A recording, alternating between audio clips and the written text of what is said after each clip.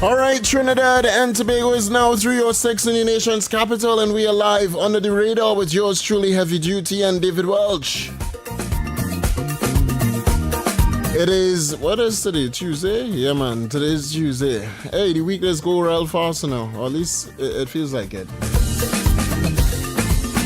All right, so special good afternoon to all of you joining in the maxi taxis, those of you in the buses all across Trinidad and Tobago, and as Heavy Duty they say, up the Caribbean, down the Caribbean, all around the globe. You're locked on to the number one afternoon talk show in Trinidad and Tobago, Under the Radar.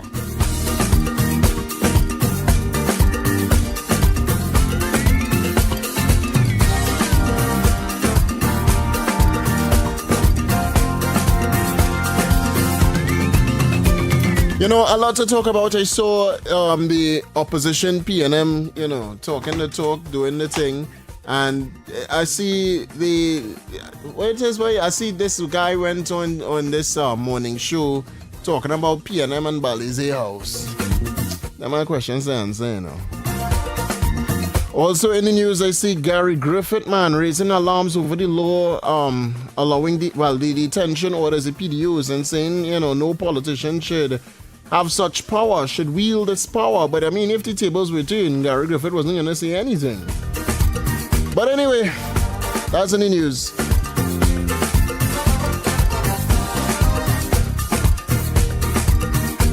Also, some good news for those of you in Tobago, the airport, man. It's set to commission very soon.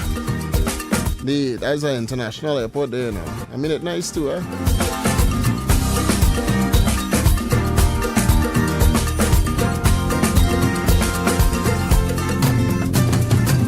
Also happening now, the Minister of Tertiary Education and Skills Training, that's Prakash Prasad, and the Parliamentary Secretary in the Ministry of Tertiary Education, they are accompanying the Minister in the Office of the Prime Minister, Nicholas Morris, on a tour of the constituency of Miaro, as the ministry works to include new technological vocational courses, all right, for the constituents of Miaro, Rio Claro, and Biche.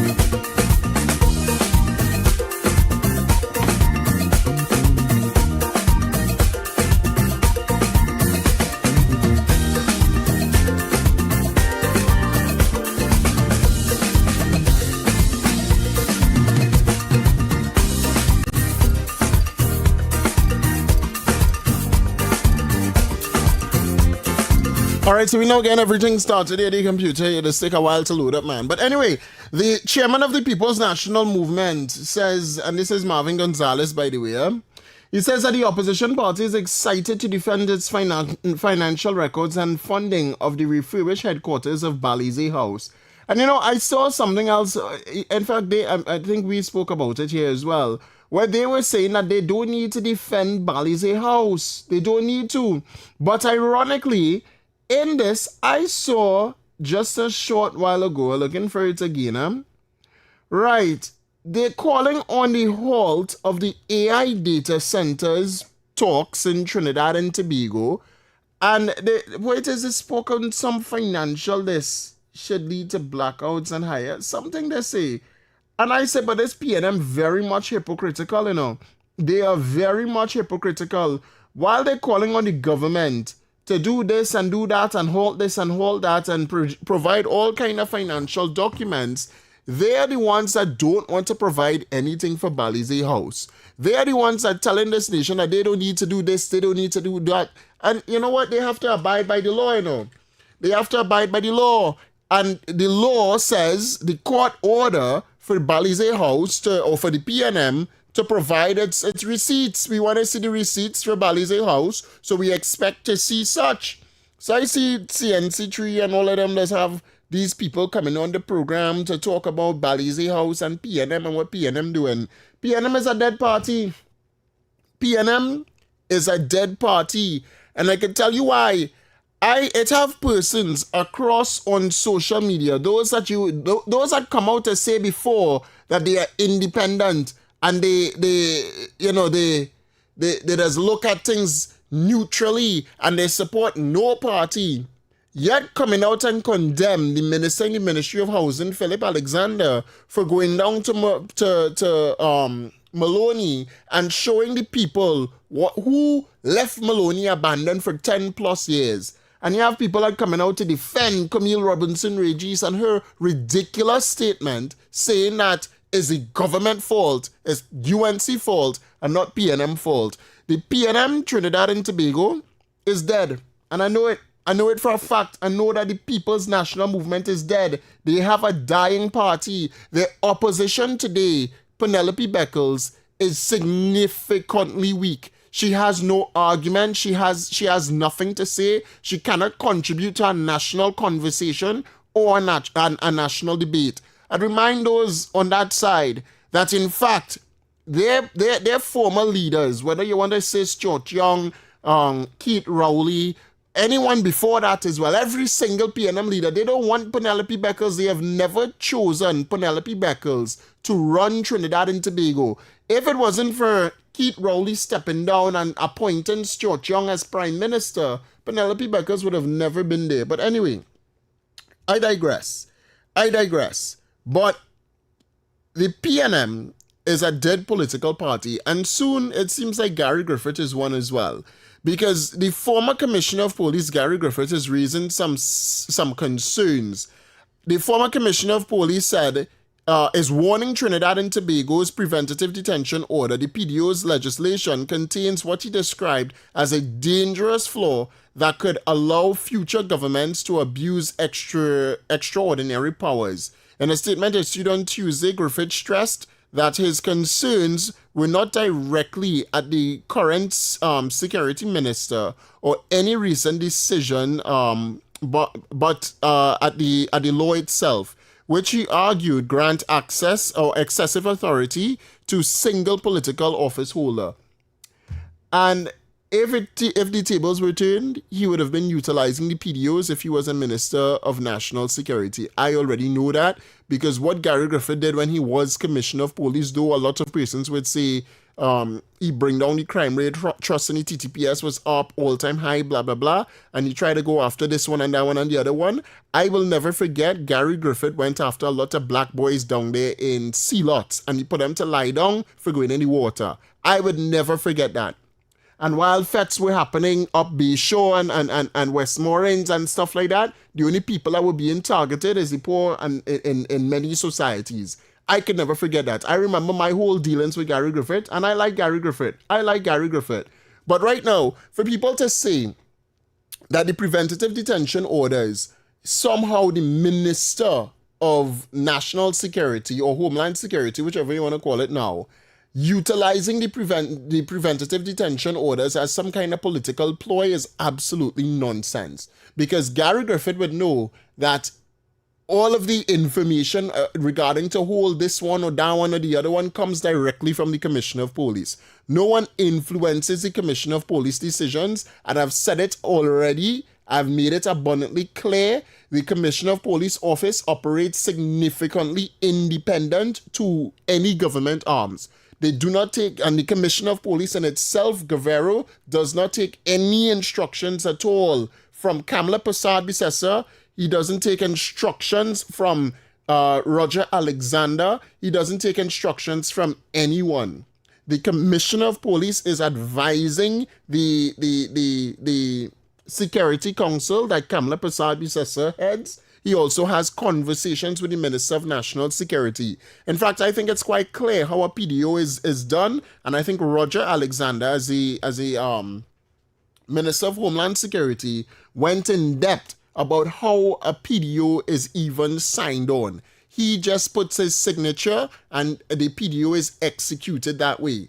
It is not coming from the minister, handed down to the commissioner, handed down to the TTPS. It's not like that. It's the reverse Trinidad and Tobago. It's the complete reverse. And all of this noise, all of the noise and the concerns and all of this only stem from Hadid being arrested. When other people was being arrested, the country had absolutely nothing to say. But because suddenly it's somebody who is supposedly a big fish in Trinidad and Tobago being held under a PDO, everybody have a voice. Everybody want to talk. Everybody saying it's politically motivated. It's about this. It's about that. I say this. I say that. A certain Nancy stories. When you had a government that wasn't going after the big fish, or they start saying they need to go after the big fish, you had to cut it off at the head. And if the head ain't cut off, then it will continue rooting and all the corruption will keep happening. But now that you have people in, how to say it, people in major positions being held accountable in Trinidad and Tobago, all the rara and ravers out on social media starting to talk about, he go sue and this go happen and that go happen. And the government lying, the government have nothing. They don't know what they're holding them for. It's about land, it's about this, it's about the other. You even have today the court. Imagine that, the court, in terms of, when I say the court, I mean the Law Association, my apologies. But you have the Law Association coming out to tell people don't talk about this and don't talk about that and don't talk about the other because it's before the court, blah, blah, blah, blah, blah, blah, blah, blah, blah. But in everything else, they said absolutely nothing Trinidad and Tobago. When the entire country was protesting out by the Director of Public Prosecution's building, for Kaya and Joshua and all of them, the Law Association had absolutely nothing to say. Nothing at all. When not Joshua, but what's his name? Johannes or whatever his name was arrested under the same PDO, the Law Association had absolutely nothing to say. They are convenient, Trinidad and Tobago, and the Prime Minister, Kamala Persad-Bissessar, noted and pointed out their convenience and how they stand out and stand up conveniently in Trinidad and Tobago. But for things that they are supposed to speak out on, the Law Association is tight-lipped. They are very much quiet. But today they want to come out and talk. And they want to come out and talk simply because a big fish sitting behind bars. And all of them, all the people running around and talking about the convenience in it all, and the government this and government that, and Kamala this, Kamala that. And what I'm looking at? I'm just looking at the facts in the matter. If it is, and this is all I'm saying, if it is the state had nothing on Hadid, he would have been out today. Because he's a man, he's a guy that is well connected. I mean, for God's sakes, he connected, very well connected. Man get counsels from UK, King's counsels from the United Kingdom, right? Fighting his matter. The state acquired some as well, and he's still sitting down there. I'm not judging. I'm not casting any aspersions on the case. I'm not doing any of that. I am not, in contempt of any courts or trying to peel any matter open. I am saying here from radio, allow for justice to take its course. That's all I'm saying. For everybody that coming out to talk innocent, innocent, innocent, innocent, and if you have something, lay the charges, lay this, lay that. The PDO is a preventative, y'all understanding the word? A preventative detention order. Meaning that you don't have to physically be, or the state doesn't have to physically have any real, I don't want to say real evidence. I want to make sure and say that you're sitting down there while the state is building a case. There's a reason for the PDO, and the state is actively building a case against you. But because it's so severe, you're sitting down behind bars and waiting for your day in court. You will get your day in court. You will, 100%, you will. But it's the same with this guy that's sitting down behind bars and nobody said absolutely nothing. I saw his sister or family member coming out to ask for assistance because he have some mental health issues. The same thing that they complaining about for Hadid. Oh, he will die behind bars. He's sickly, this, that, and the other, etc. talk. Al-Rawi suddenly know that the prison's in a hot mess. He suddenly know about that conveniently. Al-Rawi suddenly running down to Golden Grove. He never stepped foot in front Golden Grove prison in his life. But today he found himself down there. And I'll go into that a little bit deeper into the Al-Rawi aspect of things. But to stay on point here, the country suddenly know of Hadid. The Law Association suddenly know that the country shouldn't be talking on a matter that before the court. All right, all of that is so conveniently done now. They now realize the Law Association now woke up out of their slumber and say, hey, we shouldn't have this going on. But the detention order Trinidad and Tobago just simply says that we have evidence that you are in the act of committing some very much treacherous crimes in Trinidad and Tobago. And look at all. It's against the state. It's against certain members of government. That's crazy. But anyway, we have evidence of such. We have information of such. And we will hold you in a preventative detention order. And we will build a case against you. To say that that person should go free, all right, just to say that that person should go free because you believe, Trinidad and Tobago, the man on the ground believe that it's politically motivated is crazy. And I'm not saying it is not. I am not saying it is. I am saying we could only go based of the information that the government, now let me say, when I say government, I mean the relevant authorities, the Trinidad and Tobago Police Service, etc., put out there for us. We cannot say that, oh, well, they're just innocent to release them. And it's the same thing with Kaya and Joshua Samaru. Well, Joshua Samaru, Kaya Sealy. It's the same thing. The entire country was saying they're innocent, but you never see what happened before the taping. You couldn't see that. The state said they have evidence. You say, well, provide it to the public, as though the public is a court of law. I am saying, and I've always said here, allow it to go through the process of court and allow for the process to go through, allow for the people who judge to see it, to call the case, to provide their evidence. Both parties will provide their evidence, and that's how it would go. And it's in the same respect for the PDO and all the trying to come out and go home and etc. Listen. And this is why I am saying that there's more to the matter that meets the eye. Because if the PDO had nothing, when the appeal court said, hey, send him home, and I said on radio here that government will appeal that whole matter, when the matter was appealed and the whole decision was reversed, I say it have more to this case than that meets the eye, than people want to believe. Those on the other side want you to believe that the government is the entity that just holding people under PDOs with no due process. And I find that very much hypocritical given the fact that the people went to court. I find it mad because the people went to court. But this is what I'll say on this, because I'll take a political spin on it. I'll put any political spin on it.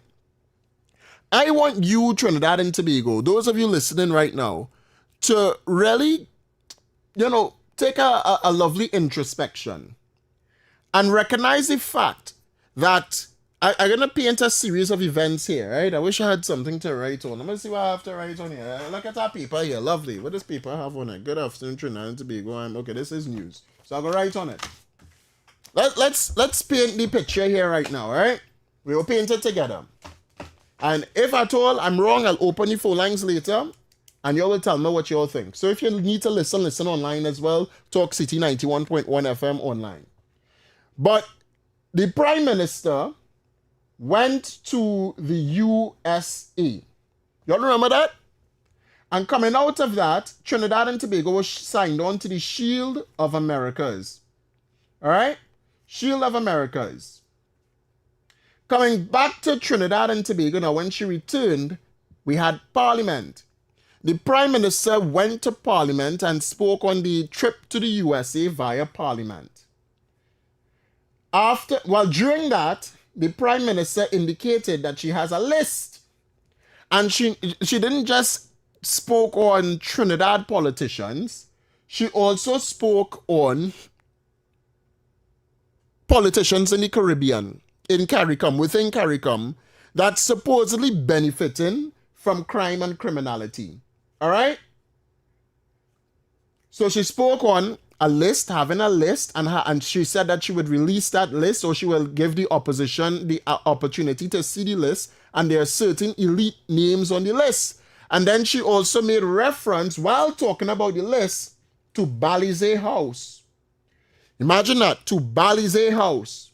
And saying, this is way back then, and saying on the whole Balize House issue that she's aware that drug money built Balize House. That's like a paraphrase from the Prime Minister, the Honorable Kamala Persad-Bissessar, SCMP.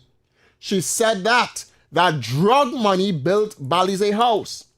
In speaking about Balize House, and then also speaking about the list and saying that some politicians is on that list, not only from Trinidad, but the Caribbean, she also mentioned Trinidad and Tobago. That, some people complaining about the visa, and you know who it was that was complaining that the visa got taken away, all right? And that whole list also included some eater food elites. According to the Prime Minister, 1% eat a food elites that are party financiers of the PNM. So we join a narrative here. We have Balize House and the drug money, and then we have the eater food elites on the PNM side who are friends and financiers of the People's National Movement. You had those on the other side saying, if you have that list, release it and they'll defend themselves, right? They'll defend themselves. Fast forward today, Trinidad and Tobago. I am just asking questions here, not implicating anybody, just asking questions. Fast forward today, we see a major, and I'll call him a 1%er because, he is a conglomerate. It's Blue Waters. But a major conglomerate in Trinidad is being held under a PDO with a supposed threat, or hold on, and I am myself. Let me make sure. Yeah, all right. With a supposed threat to kill the Prime Minister of the Republic of Trinidad and Tobago and government officials. All right? That's what the PDO is for Mr. Hadid, or that person, that individual. But also, fast forward for the whole Balize House story, we come down today, and Balize House, the court ordered that Balize House, the General Secretary of the People's National Movement, produce the receipts via court order. All right? That is a court order, not government order or Kamala order. That is a court order, which means that when Kamala Persad-Bissessar spoke on the whole Balize House issue, she also sent all of the information to the relevant authorities, and I would say, I'm guessing here, I would say the Trinidad and Tobago Police Service for an investigation to be held. And if it went that far and it reached to the court, and the court ordered for Balize House to provide their financial documents, it means that the Prime Minister or the government, the relevant parties reported the matter to the relevant authorities, whether through the fraud squad or through wherever, because they walked out the parliament during this. They spoke outside of the parliament, telling Kamala Persad-Bissessar to say it outside and don't stay inside with parliamentary privilege. People call this radio station here to say that as well. Some persons call this radio station to say, if Kamala's so brave, tell her to say it outside of the parliament. Well, she didn't have to say it outside because it looks like the report was given to the relevant authorities and the court ordered that PNM, the General Secretary, tell us what is happening with Balize House and provide your receipts. But anyway, following PNM Balize House, we coming back to the list because part of the list again says that PNM and the Balize House was built with drug money and the 1% elites, the eater food elites of the PNM. And then the next one says that friends, families, as well as politicians, both in Trinidad and the Caribbean, is involved in some, so I would say it as a conspiracy. A conspiracy that the United States gave Kamala Prasad, or she saw a list, I don't know, some list the Prime Minister spoke about, and she has a list when she come back from the United States, and she have significant names on that list. But anyway, with that whole list, Trinidad and Tobago, we see coming out of that Dominic Hadid and the PNM. I don't know what he is. Let me not even go there. But Dominic Hadid is now under a PDO. That's a list of events so far. I say list, yes? But that's the sequence of events so far. But it doesn't just end there, you know. I would like to think that, okay, it ended there, but it didn't stop there. The Prime Minister of the Republic of Trinidad and Tobago also came back to the Parliament, TNT, and she spoke of a certain politician involved in... this one is a cover-up, you know. That's how you just say this one, and this one is a cover-up. His name starts with a K, and it ends with a Scotland, right?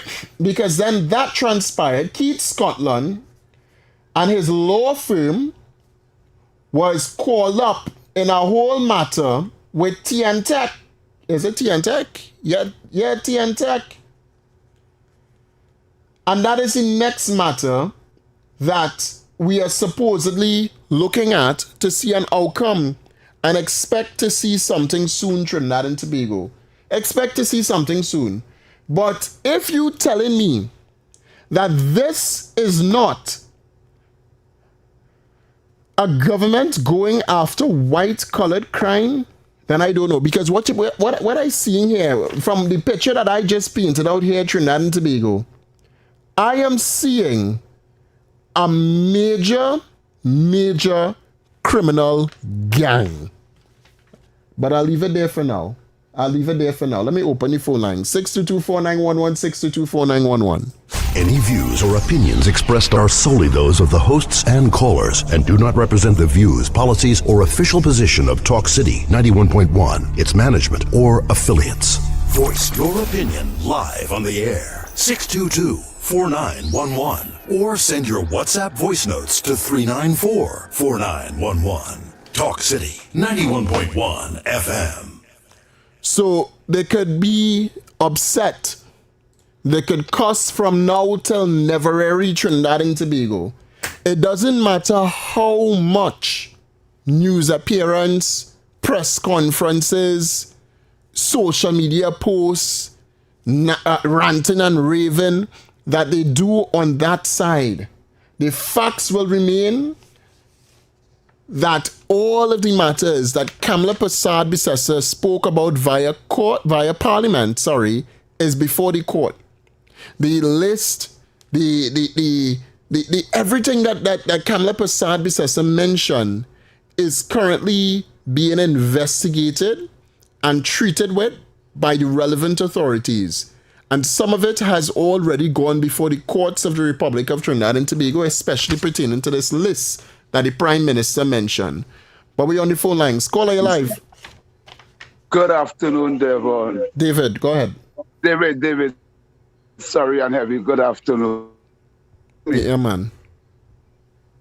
Yeah, well, all this information that you now run to the public there, if the population could remember very well, while the PNM was in full flight in office, I was one of the people who was warning the PNM that this day and this time is going to come, because I know they were to come out of office and all these matters, you all didn't hear nothing yet. You didn't start to read matters yet. It's a real thing the PNM going down for. Correct. It's a real thing. The Auditor General issue is still to be dealt with. Yep. You understand? With Camille Reggie's situation with Chimoni, we all them things we had to deal with, because I want to close by saying this. The kind of arrest this country in, we cannot afford to tax this population into prosperity again. These politicians who mismanage and squander the money of Trinidad and Tobago, it must come back to the treasury in order to save this place. And I want to tell you people who out there, let me tell you something. Leave the government to do what they have to do. We have work ahead in the community to fix our community. We elect a government for 5 years, and if the government decide to go as white-collar crime for the first 5 they have, let them go ahead, because I'm telling you, the last thing the PNM did before they leave office was to borrow $500 million US to pay back in 30 years. Yeah. 30 years, that is on record here. We need to also talk about them things. What we do for that money, what our money do?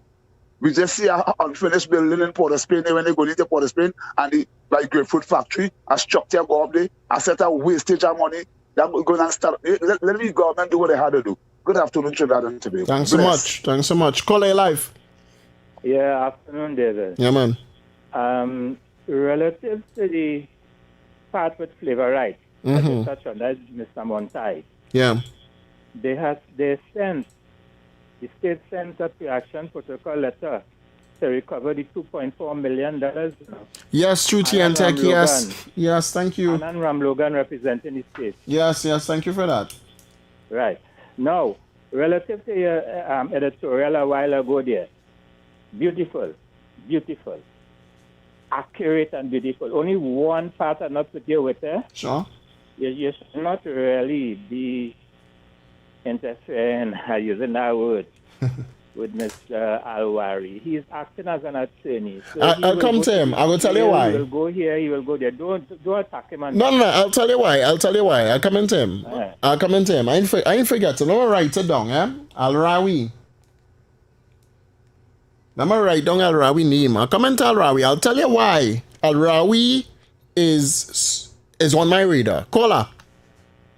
David, Yes, sir.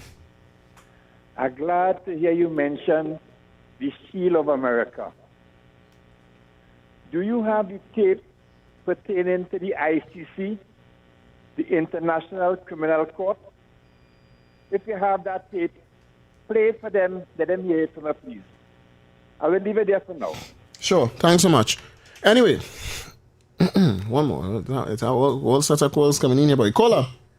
David, good evening. Yeah, man. Do you know about the address and the whereabouts of Mr. Bridgman, boy? I will leave it there. Sure, no problems. So, let's get to Al-Rawi. All right? I'll tell you why Al-Rawi on my radar.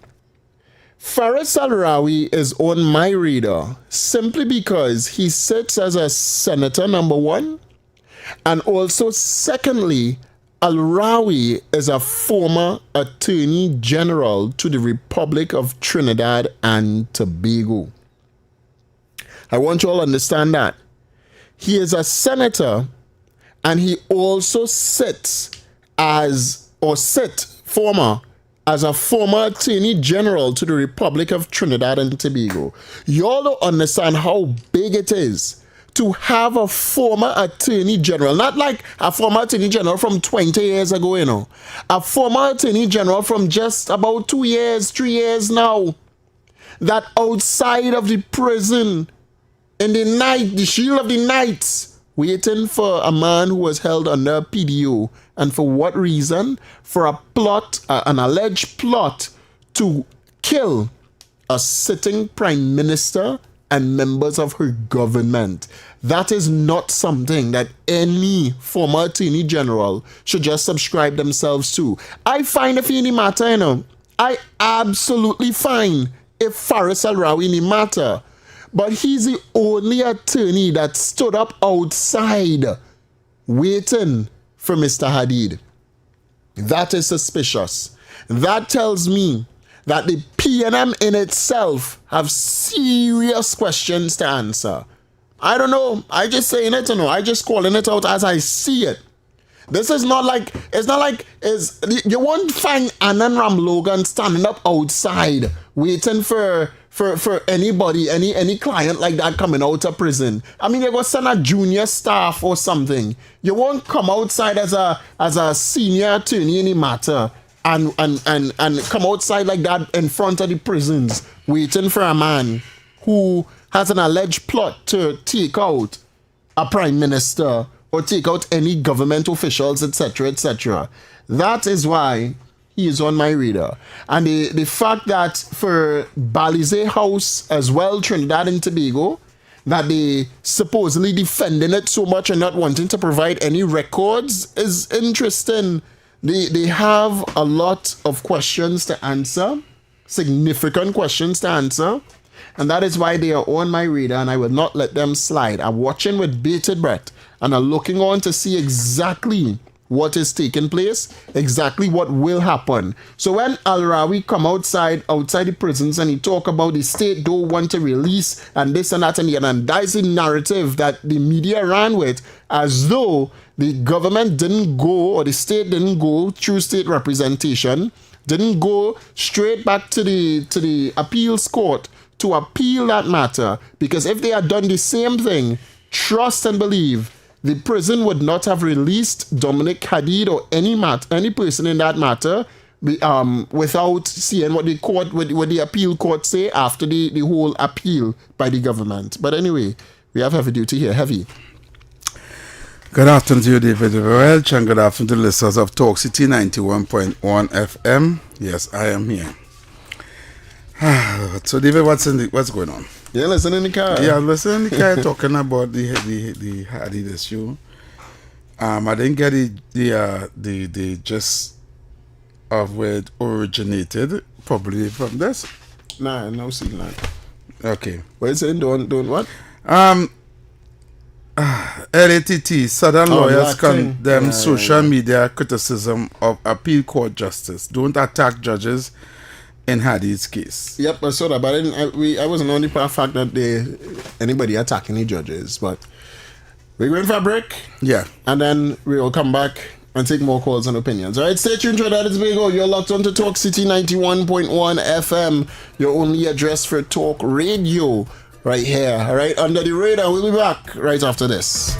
Why is Talk City 91.1 FM the leading talk station in Trinidad and Tobago? Because nobody delivers conversations like we do. Start your mornings with Ground Report. Andy Pitbull Williams, Lennox Smith, and Nigel Snipes setting the agenda from 6 to 9 a.m. Then it's Off the Record with Stefan Reese and Mr. X, Fearless Talk, and the issues everybody's discussing. Stay connected with Sharon. Ticket Front with Officer Shabadi. Go Beyond Limits with Roland Stewart. Drive Home with Heavy Duty and David Welch on Under the Radar. And wrap up your day with Kingsley and OB on The Wrap Up. Real talk, real people, real Trinidad and Tobago. Listen live on Talk City 91.1 FM and follow us on social media, Facebook, Instagram, and YouTube. Talk City 91.1 FM, the #1 talk station in Trinidad and Tobago. From July 16th to August 1st, Tobago comes alive with its greatest celebration of culture, history, and tradition, the Tobago Heritage Festival 2026. Talk City 91.1 FM invites you to journey with us as we discover the people, places, and stories behind this remarkable festival. Here's today's feature.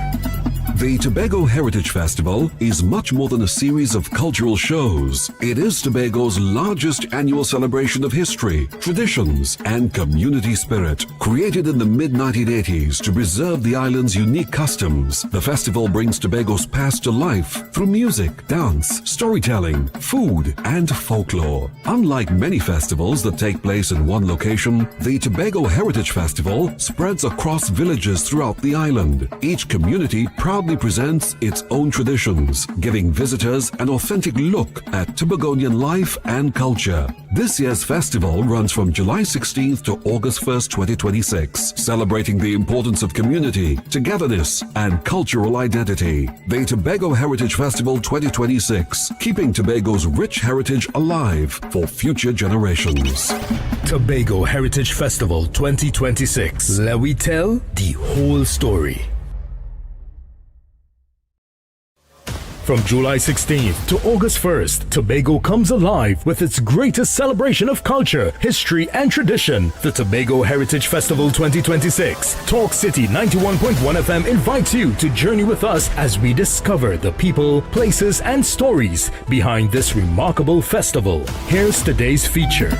Some stories are written in books. Others live in the hearts and memories of a people. One of Tobago's most famous folk legends is that of Gangang Sara, a mysterious African woman said to have flown across the Atlantic and settled in the village of Golden Lane. According to the legend, she possessed the power of flight, but after living in Tobago and eating salt, she lost her ability to return home. Her story has been passed down through generations and remains one of the island's most treasured pieces of folklore. During the Tobago Heritage Festival, visitors gather in Golden Lane to hear the tale brought to life through storytelling and cultural presentations. It is a reminder that heritage is not only found in historical records, but also in the stories people share from one generation to the next. This is Tobago's oral tradition at its finest, and in 2026, Tobago invites you to hear it for yourself. Tobago Heritage Festival 2026. Let we tell the whole story. Good morning, Trinidad and Tobago and the world. I'm Ramala Balkaran. Welcome to Trinidad and Tobago today. Let's take a look at what's trending this morning. Every morning in Trinidad and Tobago, a new conversation begins. And right here, we take that conversation further, speaking with the stakeholders and voices behind the stories. From news and lifestyle to culture, health, and entertainment, we bring you the topics that matter most as you start your day. Join us weekdays, Monday to Friday at 6 a.m. Watch on TTT or join the conversation from anywhere on your smart device at TNT Today Show, Trinidad and Tobago Today, exclusively on TTT. Why is Talk City 91.1 FM the leading talk station in Trinidad and Tobago? Because nobody delivers conversations like we do. Start your mornings with Ground Report. Andy Pitbull Williams, Lennox Smith, and Nigel Snipes setting the agenda from 6 to 9 a.m. Then it's Off the Record with Stefan Reese and Mr. X, Fearless Talk, and the issues everybody's discussing. Stay connected with Sharon. Take it front with Officer Shabadi. Go beyond limits with Roland Stewart. Drive home with Heavy Duty and David Welch on Under the Radar. And wrap up your day with Kingsley and OB on The Wrap Up. Real talk, real people, real Trinidad and Tobago. Listen live on Talk City 91.1 FM and follow us on social media, Facebook, Instagram, and YouTube. Talk City 91.1 FM, the #1 talk station in Trinidad and Tobago. From July 16th to August 1st, Tobago comes alive with its greatest celebration of culture, history, and tradition. The Tobago Heritage Festival 2026. Talk City 91.1 FM invites you to journey with us as we discover the people, places, and stories behind this remarkable festival. Here's today's feature. The Tobago Heritage Festival is much more than a series of cultural shows. It is Tobago's largest annual celebration of history, traditions, and community spirit. Created in the mid-1980s to preserve the island's unique customs, the festival brings Tobago's past to life through music, dance, storytelling, food, and folklore. Unlike many festivals that take place in one location, the Tobago Heritage Festival spreads across villages throughout the island. Each community proudly presents its own traditions, giving visitors an authentic look at Tobagonian life and culture. This year's festival runs from July 16th to August 1st, 2026, celebrating the importance of community, togetherness, and cultural identity. The Tobago Heritage Festival 2026, keeping Tobago's rich heritage alive for future generations. Tobago Heritage Festival 2026. Let we tell the whole story. From July 16th to August 1st, Tobago comes alive with its greatest celebration of culture, history, and tradition, the Tobago Heritage Festival 2026. Talk City 91.1 FM invites you to journey with us as we discover the people, places, and stories behind this remarkable festival. Here's today's feature. Some stories are written in books. Others live in the hearts and memories of a people. One of Tobago's most famous folk legends is that of Gangang Sara, a mysterious African woman said to have flown across the Atlantic and settled in the village of Golden Lane. According to the legend, she possessed the power of flight, but after living in Tobago and eating salt, she lost her ability to return home. Her story has been passed down through generations and remains one of the island's most treasured pieces of folklore. During the Tobago Heritage Festival, visitors gather in Golden Lane to hear the tale brought to life through storytelling and cultural presentations. It is a reminder that heritage is not only found in historical records, but also in the stories people share from one generation to the next. This is Tobago's oral tradition at its finest, and in 2026, Tobago invites you to hear it for yourself. Tobago Heritage Festival 2026. Let we tell the whole story. Good morning, Trinidad and Tobago and the world. I'm Ramala Balkaran. Welcome to Trinidad and Tobago today. Let's take a look at what's trending this morning. Every morning in Trinidad and Tobago, a new conversation begins. And right here, we take that conversation further, speaking with the stakeholders and voices behind the stories. From news and lifestyle to culture, health. Talk City 91.1 FM. Dance to the drum, oh. Happy spirits have the sweetest rhythm, oh.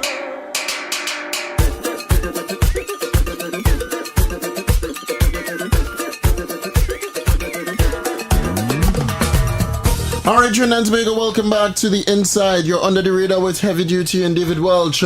We're not coming back for long because we had to go up to the top there for the NLCB news as well as the Plewee.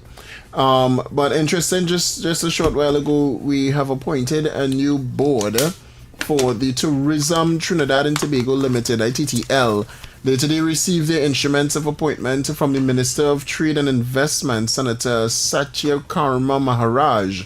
The board has been charged with leading TTL's strategic direction and driving the continued growth and global positioning of Trinidad and Tobago tourism sector.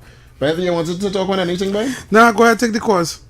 We can take 102-622-4911 because at 55, I want to go again. But 622-4911, 622-4911, 394-4911, the phone lines are open.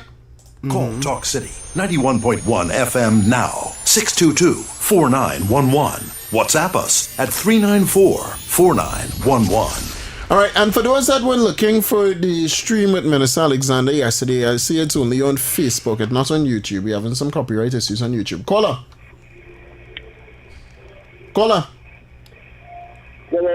Yes, sir. You know the PNM dead since 1956. I was 5 years old.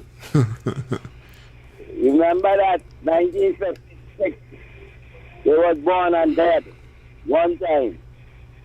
They can't come back alive. Remember that? Yeah, man. All right, caller, thank you very much. Yeah, thanks so much. Yeah. Look at this number, phone lines up, boy. Caller. Afternoon. Yeah, man. Yes, good afternoon, caller. I just make an inquiry. I feel you was talking about some something click inside of it. So I asking a question. The John Bates matter, his part in that John Bates. Done deal. Boy, thanks for reminding me of that John Bates. We're going to talk on that. He goes on with his life. Apparently. And continues as a senator. Thank you. Yeah, I go on with that. Yeah, man. I won't forget that John Bates matter, boy. We can take one more. 622-4911, 622-4911, 394-4911. I seen something. I don't know if you saw it. The mother and daughter of Alyssa, mother and daughter, has been denied vocal supporters of. They denied the. What? I don't understand. They deny what? Let me read that. Let me hear that. Charges of taking part in a riot were among the offenses read out on Monday as activist Alyssa Phillippa and her mother, Camille Carrasquero, appeared before a Siparia magistrate in connection with their arrest during the Labor Day March on June 19.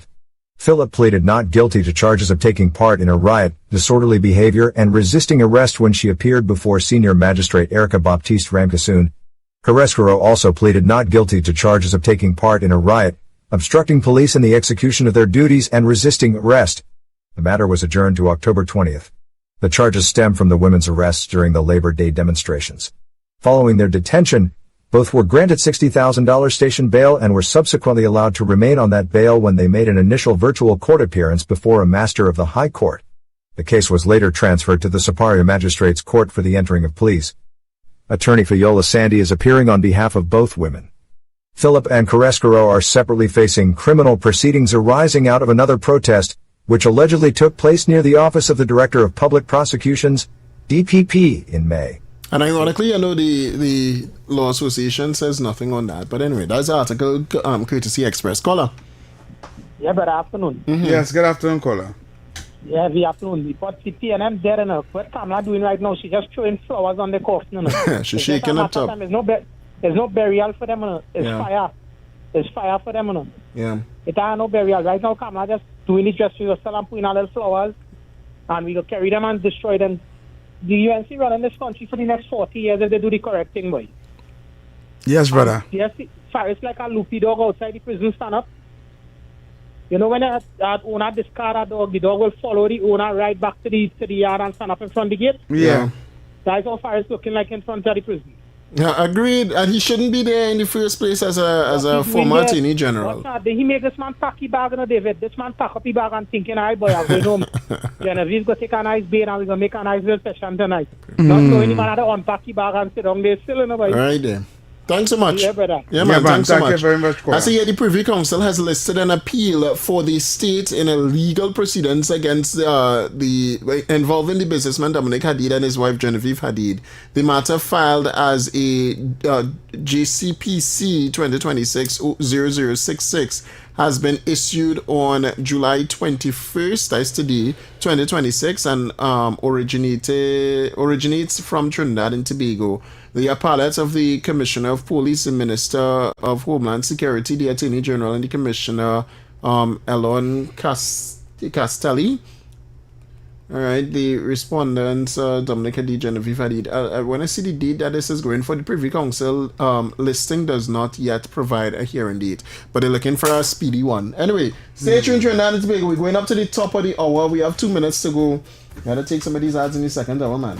All right, stay tuned, Trinidad and Tobago. We'll be back right after this on Talk City 91.1 FM. When we come back, what do we have? We have I know we have Digicel until August. So we have Digicel, Know Your Country. Real ads, boy. Lord Jesus Christ, Talk City. I mean, you can keep the show up too if we have all these ads, Alright, so stay tuned. We'll be back right after this, right here on Talk City 91.1 FM. Don't go anywhere. Keep your station set. If you need to listen online, it's Talk City 91.1 FM on social media. So tune in there and, catch us when we come back. We'll be back right after this. Why is Talk City 91.1 FM the leading talk station in Trinidad and Tobago? Because nobody delivers conversations like we do. Start your mornings with Ground Report. Andy Pitbull Williams, Lennox Smith, and Nigel Snipes setting the agenda from 6 to 9 a.m. Then it's Off the Record with Stefan Reese and Mr. X, Fearless Talk, and the issues everybody's discussing. Stay connected with Sharon. Take it front with Officer Shabadi. Go beyond limits with Roland Stewart. Drive home with Heavy Duty and David Welch on Under the Radar. And wrap up your day with Kingsley and OB on The Wrap Up. Real talk, real people, real Trinidad and Tobago. Listen live on Talk City 91.1 FM and follow us on social media, Facebook, Instagram, and YouTube. Talk City 91.1 FM, the #1 talk station in Trinidad and Tobago. From July 16th to August 1st, Tobago comes alive with its greatest celebration of culture, history, and tradition, the Tobago Heritage Festival 2026. Talk City 91.1 FM invites you to journey with us as we discover the people, places, and stories behind this remarkable festival. Here's today's feature. The Tobago Heritage Festival is much more than a series of cultural shows. It is Tobago's largest annual celebration of history, traditions, and community spirit. Created in the mid-1980s to preserve the island's unique customs, the festival brings Tobago's past to life through music, dance, storytelling, food, and folklore. Unlike many festivals that take place in one location, the Tobago Heritage Festival spreads across villages throughout the island. Each community proudly presents its own traditions, giving visitors an authentic look at Tobagonian life and culture. This year's festival runs from July 16th to August 1st, 2026, celebrating the importance of community, togetherness, and cultural identity. The Tobago Heritage Festival 2026, keeping Tobago's rich heritage alive for future generations.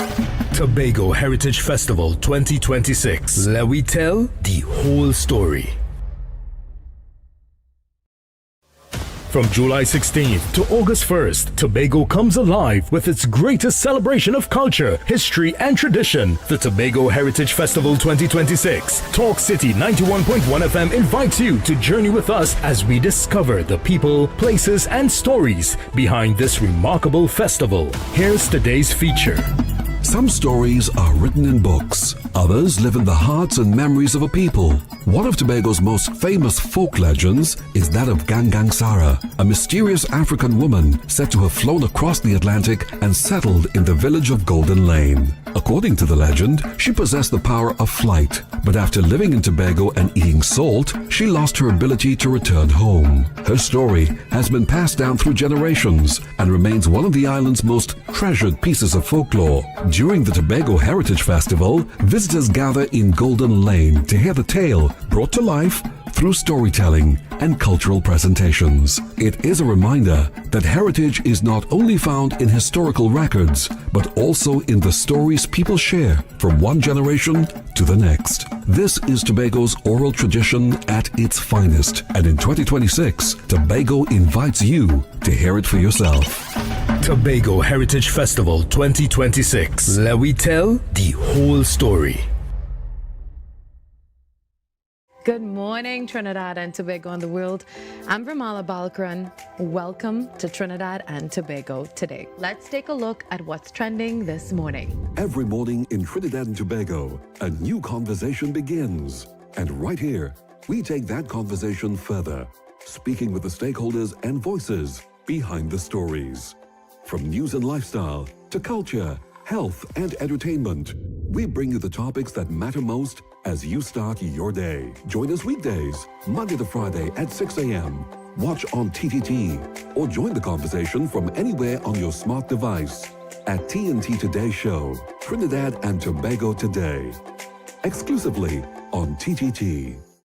Why is Talk City 91.1 FM the leading talk station in Trinidad and Tobago? Because nobody delivers conversations like we do. Start your mornings with Ground Report. Andy Pitbull Williams, Lennox Smith, and Nigel Snipes setting the agenda from 6 to 9 a.m. Then it's Off the Record with Stefan Reese and Mr. X, Fearless Talk, and the issues everybody's discussing. Stay connected with Sharon. Ticket Front with Officer Shabadi. Go Beyond Limits with Roland Stewart. Drive Home with Heavy Duty and David Welch on Under the Radar. And wrap up your day with Kingsley and OB on The Wrap Up. Real talk, real people, real Trinidad and Tobago. Listen live on Talk City 91.1 FM and follow us on social media, Facebook, Instagram, and YouTube. Talk City 91.1 FM, the #1 talk station in Trinidad and Tobago. From July 16th to August 1st, Tobago comes alive with its greatest celebration of culture, history, and tradition. The Tobago Heritage Festival 2026. Talk City 91.1 FM invites you to journey with us as we discover the people, places, and stories behind this remarkable festival. Here's today's feature. The Tobago Heritage Festival is much more than a series of cultural shows. It is Tobago's largest annual celebration of history, traditions, and community spirit. Created in the mid-1980s to preserve the island's unique customs, the festival brings Tobago's past to life through music, dance, storytelling, food, and folklore. Unlike many festivals that take place in one location, the Tobago Heritage Festival spreads across villages throughout the island. Each community proudly presents its own traditions, giving visitors an authentic look at Tobagonian life and culture. This year's festival runs from July 16th to August 1st, 2026, celebrating the importance of community, togetherness, and cultural identity. The Tobago Heritage Festival 2026, keeping Tobago's rich heritage alive for future generations. Tobago Heritage Festival 2026. Let we tell the whole story.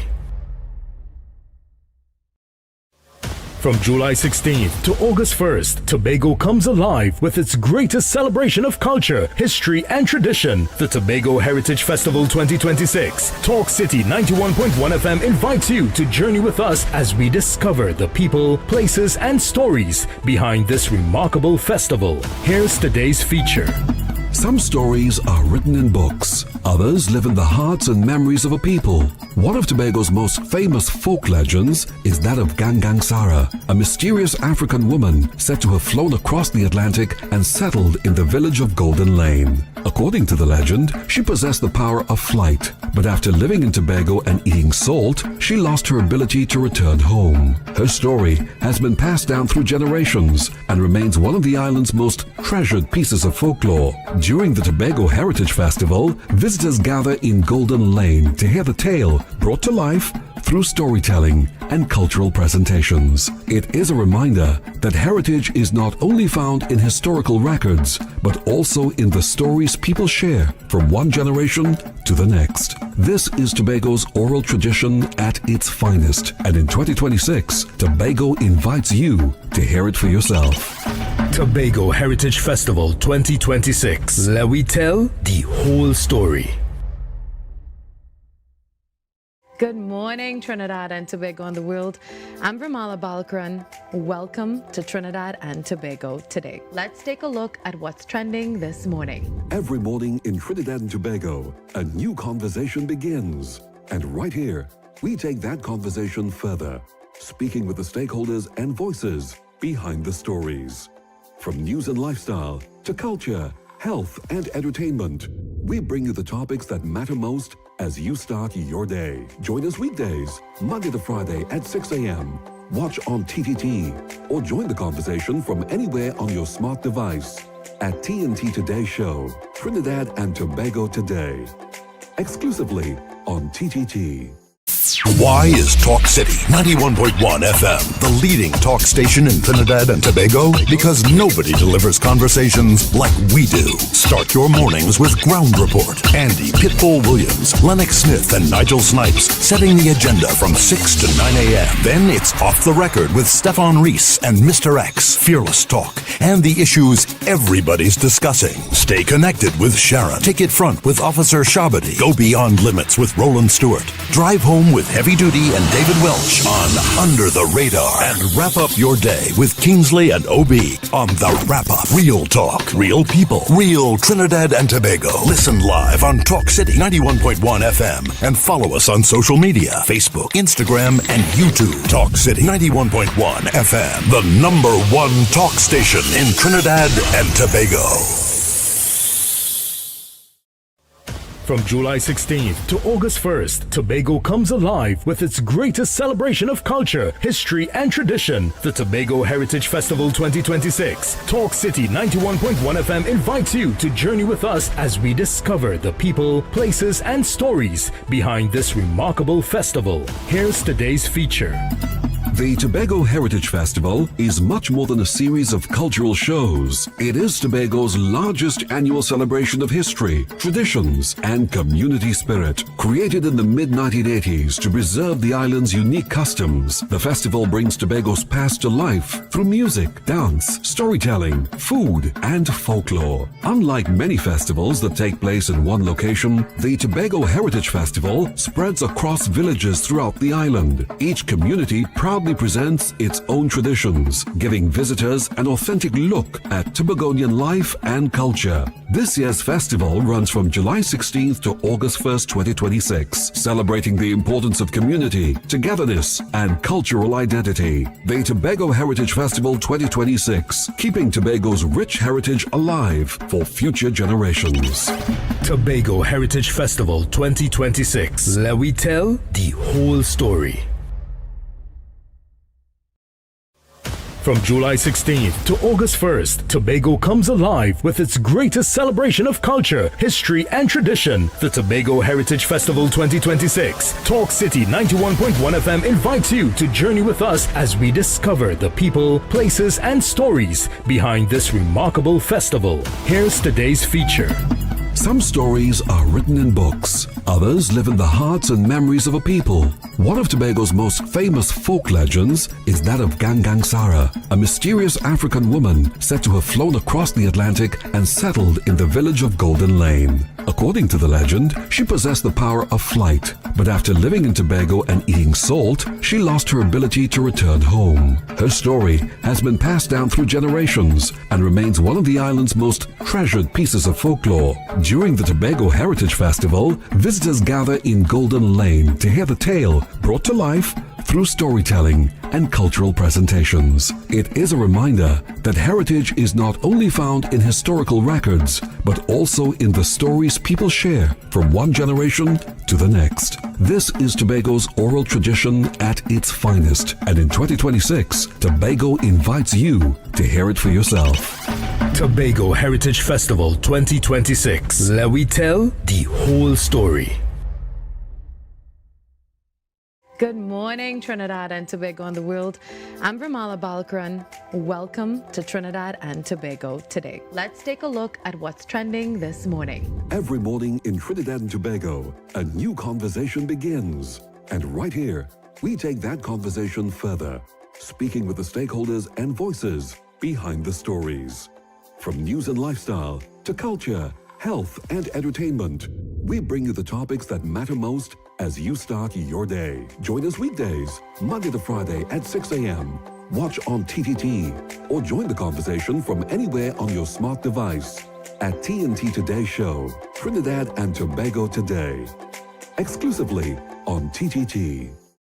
Why is Talk City 91.1 FM the leading talk station in Trinidad and Tobago? Because nobody delivers conversations like we do. Start your mornings with Ground Report. Andy Pitbull Williams, Lennox Smith, and Nigel Snipes setting the agenda from 6 to 9 a.m. Then it's Off the Record with Stefan Reese and Mr. X, Fearless Talk, and the issues everybody's discussing. Stay connected with Sharon. Take it front with Officer Shabadi. Go beyond limits with Roland Stewart. Drive home with Heavy Duty and David Welch on Under the Radar. And wrap up your day with Kingsley and OB on The Wrap Up. Real talk, real people, real Trinidad and Tobago. Listen live on Talk City 91.1 FM and follow us on social media, Facebook, Instagram, and YouTube. Talk City 91.1 FM, the #1 talk station in Trinidad and Tobago.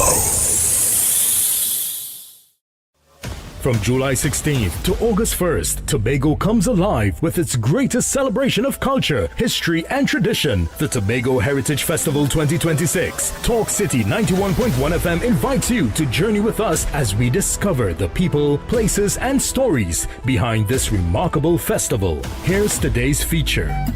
The Tobago Heritage Festival is much more than a series of cultural shows. It is Tobago's largest annual celebration of history, traditions, and community spirit. Created in the mid-1980s to preserve the island's unique customs, the festival brings Tobago's past to life through music, dance, storytelling, food, and folklore. Unlike many festivals that take place in one location, the Tobago Heritage Festival spreads across villages throughout the island. Each community proudly presents its own traditions, giving visitors an authentic look at Tobagonian life and culture. This year's festival runs from July 16th to August 1st, 2026, celebrating the importance of community, togetherness, and cultural identity. The Tobago Heritage Festival 2026, keeping Tobago's rich heritage alive for future generations. Tobago Heritage Festival 2026. Let we tell the whole story. From July 16th to August 1st, Tobago comes alive with its greatest celebration of culture, history, and tradition. The Tobago Heritage Festival 2026. Talk City 91.1 FM invites you to journey with us as we discover the people, places, and stories behind this remarkable festival. Here's today's feature. Some stories are written in books. Others live in the hearts and memories of a people. One of Tobago's most famous folk legends is that of Gangang Sara, a mysterious African woman said to have flown across the Atlantic and settled in the village of Golden Lane. According to the legend, she possessed the power of flight, but after living in Tobago... Grown shaken.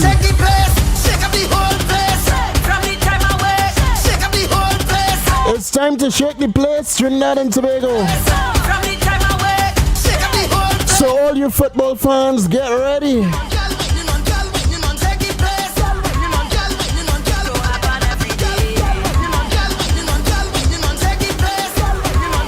The action never ends here in Talk City. Who's on?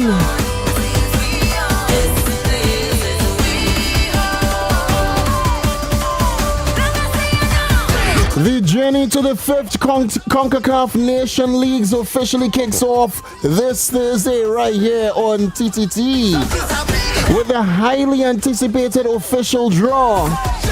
41 nations from across the region will find out who stands in their path as the race for regional glory now begins. And you know, of course, we'll be watching live, we'll be watching closely to see who Trinidad and Tobago will face on the road ahead. So the matchup, the anticipation, and the first major moment of the tournament. Don't miss the CONCACAF Nation Leagues draw live this Thursday, July 23rd at 7 p.m. exclusively on TTT.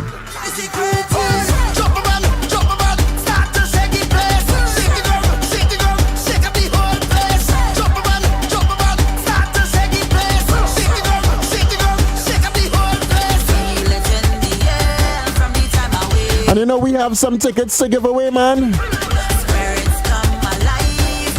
So soon we'll be opening that phone lines. We gotta ask you some trivia questions on cricket, man. Cricket. After football is cricket. And you know what rain don't stop.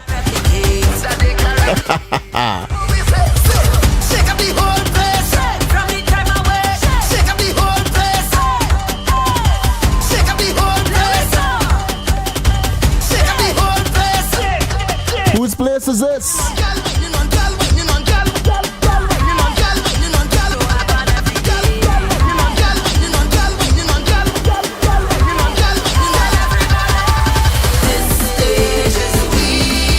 It's we own, man, Trinidad and Tobago.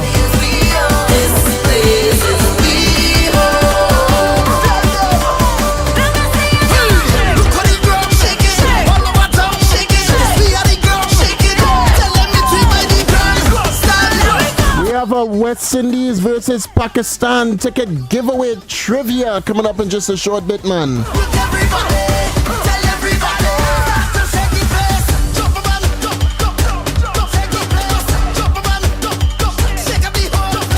Get ready to call Talk City 91.1 FM.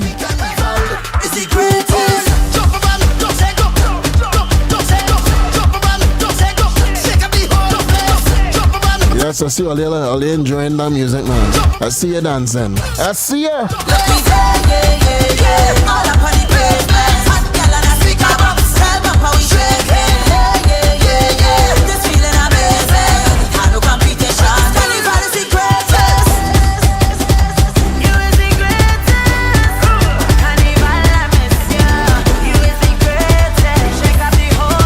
That is a cricketer, monsieur.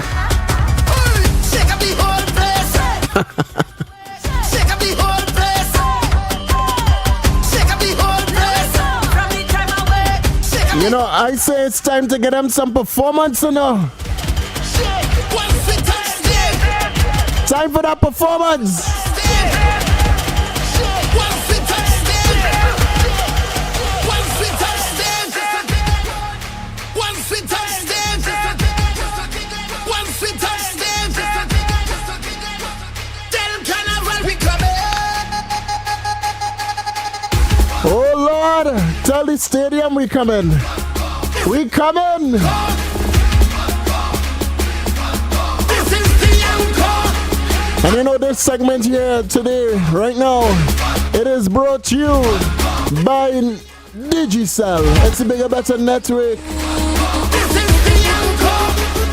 I'm telling you, this is your only as good as your last performance. Road long, but we have endurance.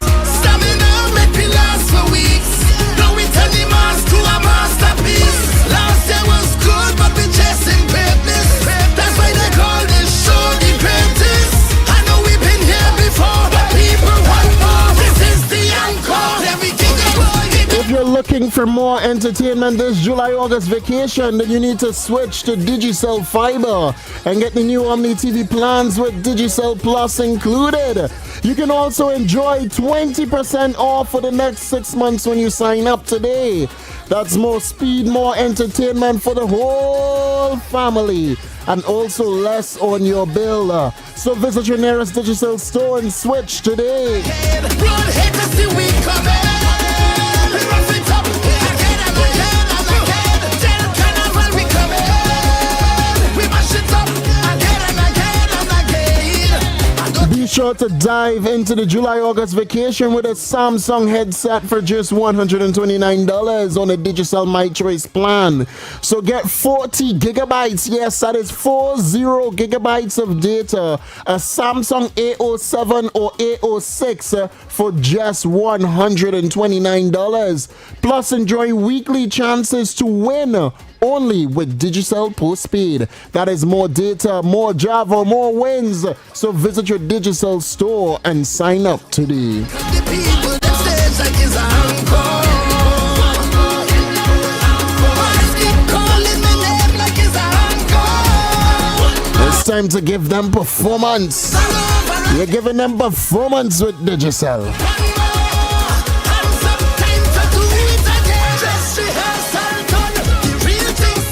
We hand up high up in the sky.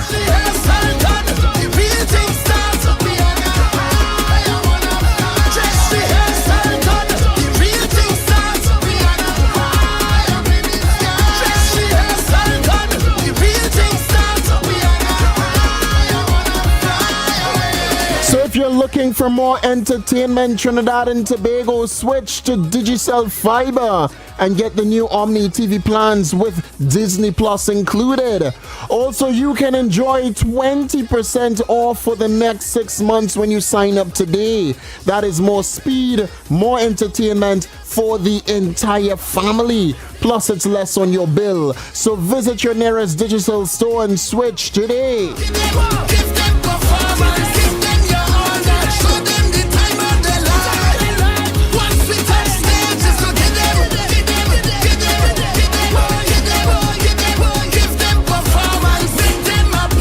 Also dive into the July-August vacation with a Samsung headsets for just $129, and that's on the Digicel My Choice plan. Also enjoy 40 gigabytes of data, a Samsung A06 or A07 for just $129. Plus enjoy weekly chances to win only with Digicel Postpaid. That is more data, more July-August vacation, and also more wins. Visit your nearest Digicel store and sign up today.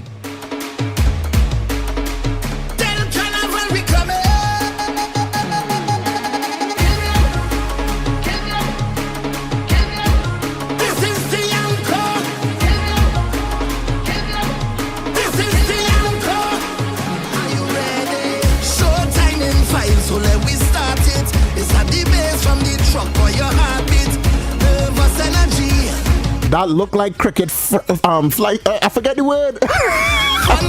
It's fright. But backstage, where legends are born. Look how much security.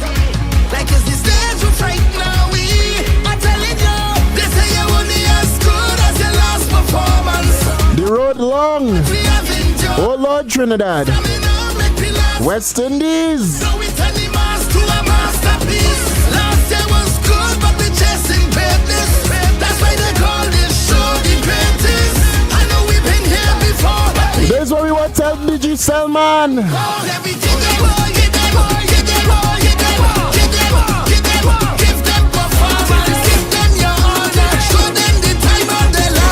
Tell Digicel.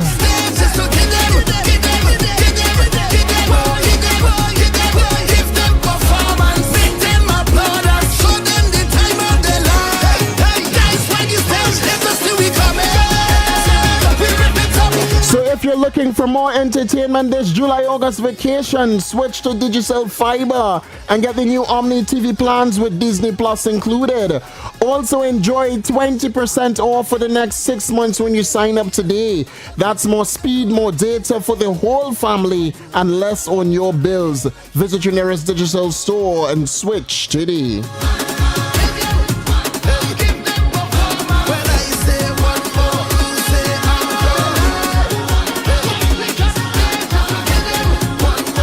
All in feeling to party, man. All in fine, all in working hard. Anyway, you know. But all in fine, all in working hard, man. It's time to get more data, more entertainment, more for your money. All of that through Digicel. So sign up and switch today, you know.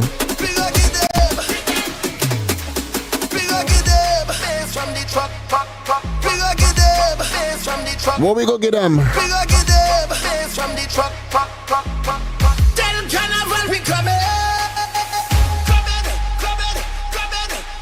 Again. Digicel. Y'all know when Trini's work, we like to party a little harder, you know. Let we start it by the truck. Let we start it by the truck. Let we start it by the truck. A lie, boy. Tell me if I lie on here.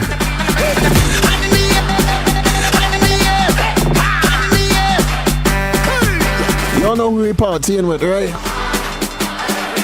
What we say?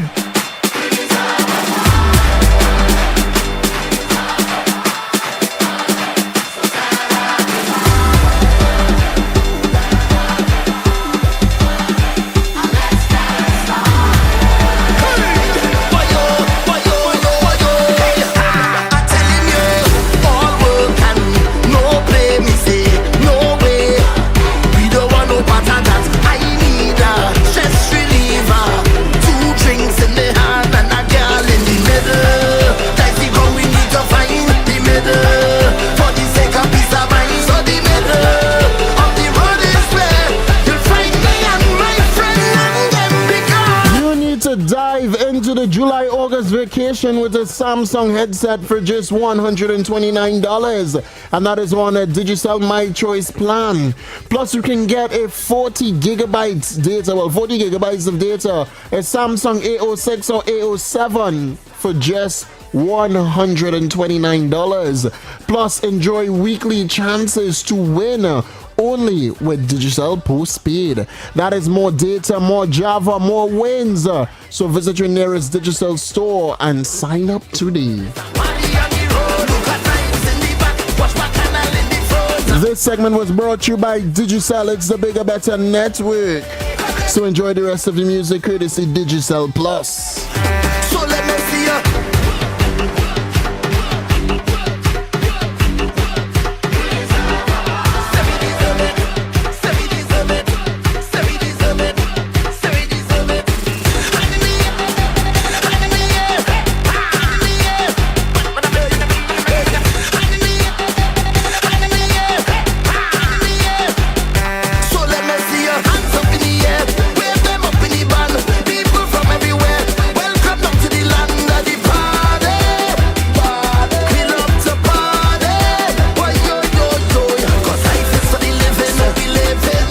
And thanks is to be given.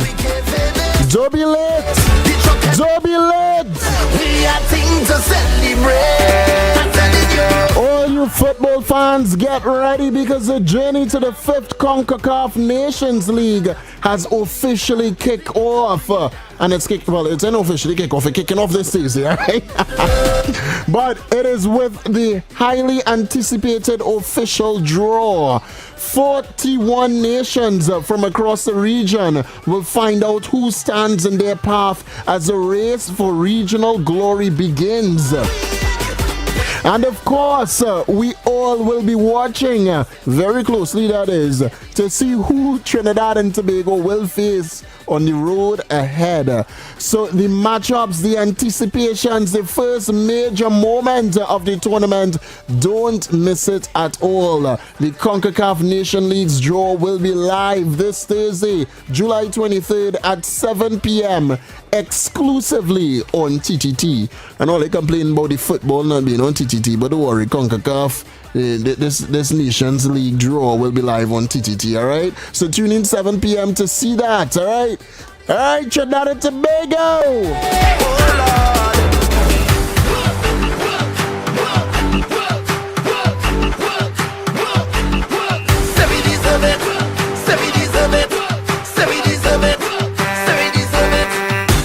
Outside, exclusively on Talk City 91.1 FM. The men in maroon are coming home. It's the We Outside campaign, the 2026 international home season for the West Indies men's cricket team. And the final leg of the home season takes place right here in Trinidad and Tobago. Talk City 91.1 FM is proud to hold the exclusive radio broadcast rights for the 2-match test series between the West Indies and Pakistan from July 25th to July 29th. History will be made as the Brian Lara Cricket Academy in Aruba hosts its first ever international test match, a landmark moment for cricket in Trinidad and Tobago. Then the action shifts to the iconic Queen's Park Oval for the second test from August 2nd to the 6th. Every session, every wicket, every century, every moment. Follow the West Indies, the men in maroon, as they battle Pakistan in a historic test series. We Outside, exclusive ball-by-ball coverage, updates, analysts, and commentary only on Talk City 91.1 FM, the home of cricket conversation. Talk City 91.1 FM, where the men in maroon live.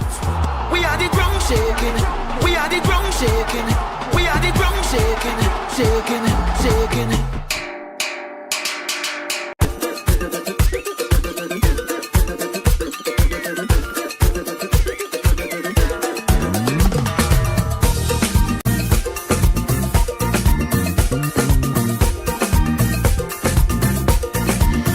Cut above all beauty salons, affordable prices, premium services.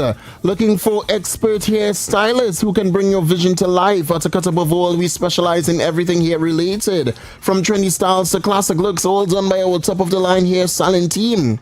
Styles starting from as low as $100. Get braids and provocative styles, weaves and extensions, hair treatments, haircuts and stylings, coloring and more. Located at East Side Plaza, Port of Spain.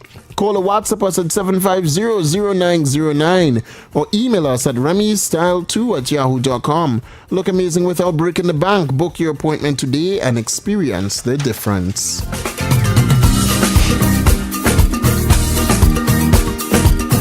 Alright, so welcome back, Trinidad and Tobago, to Under the Radar.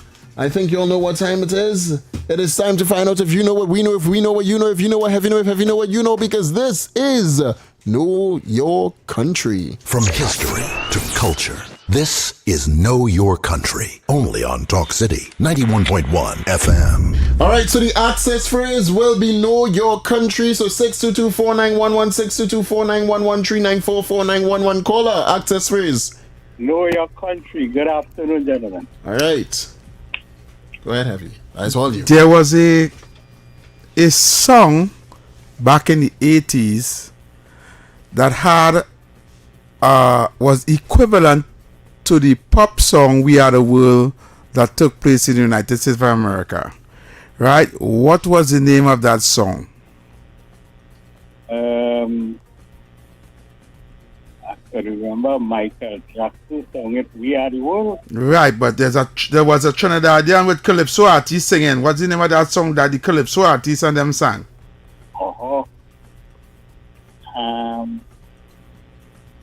You stretch my mind anyway. Yeah. I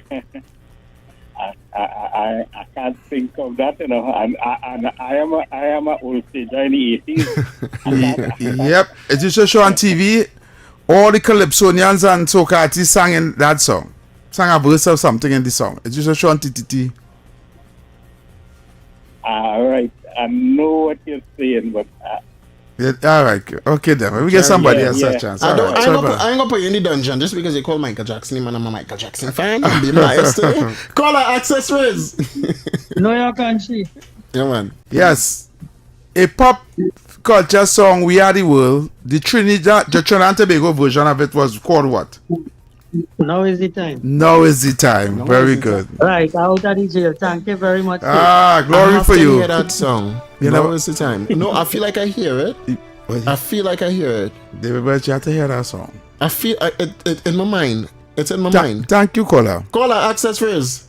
No, Know Your Country. Yeah, man. All right. Marshall Montano got his first hit at 11 years old and won Young Kings with that hit and went up for the Dimash Grass show where he placed in the top 5. What was the name of that song? Too Young to Soca. Very good. Yeah, man. Brother. I get you. I know why it's in my mind now. You find it? I know why it's in my mind. Why? Yeah. Don't tell me nothing, Heavy. Don't tell me nothing. This is why. Now is the time! No! Not that one. No, but that's why it's in my mind, right? But I found this on. You This found is it. Yeah. Yes. Yeah. But that's the first thing that showed up now. Call our access phrase. Know Your Country. Yeah, man. There was a female calypso, a very young female calypso singer who used to sing around the same time when Marshall Montano came out with Too Young to Soca. After her debut and hit in the Dimash Grass, she went abroad. Do you have any idea who's that? Natasha Wilson. Natasha Wilson. These old school men, they don't take, boy. They don't take. Glory. Call our access phrase. Call our access phrase. Know Your Country. All right.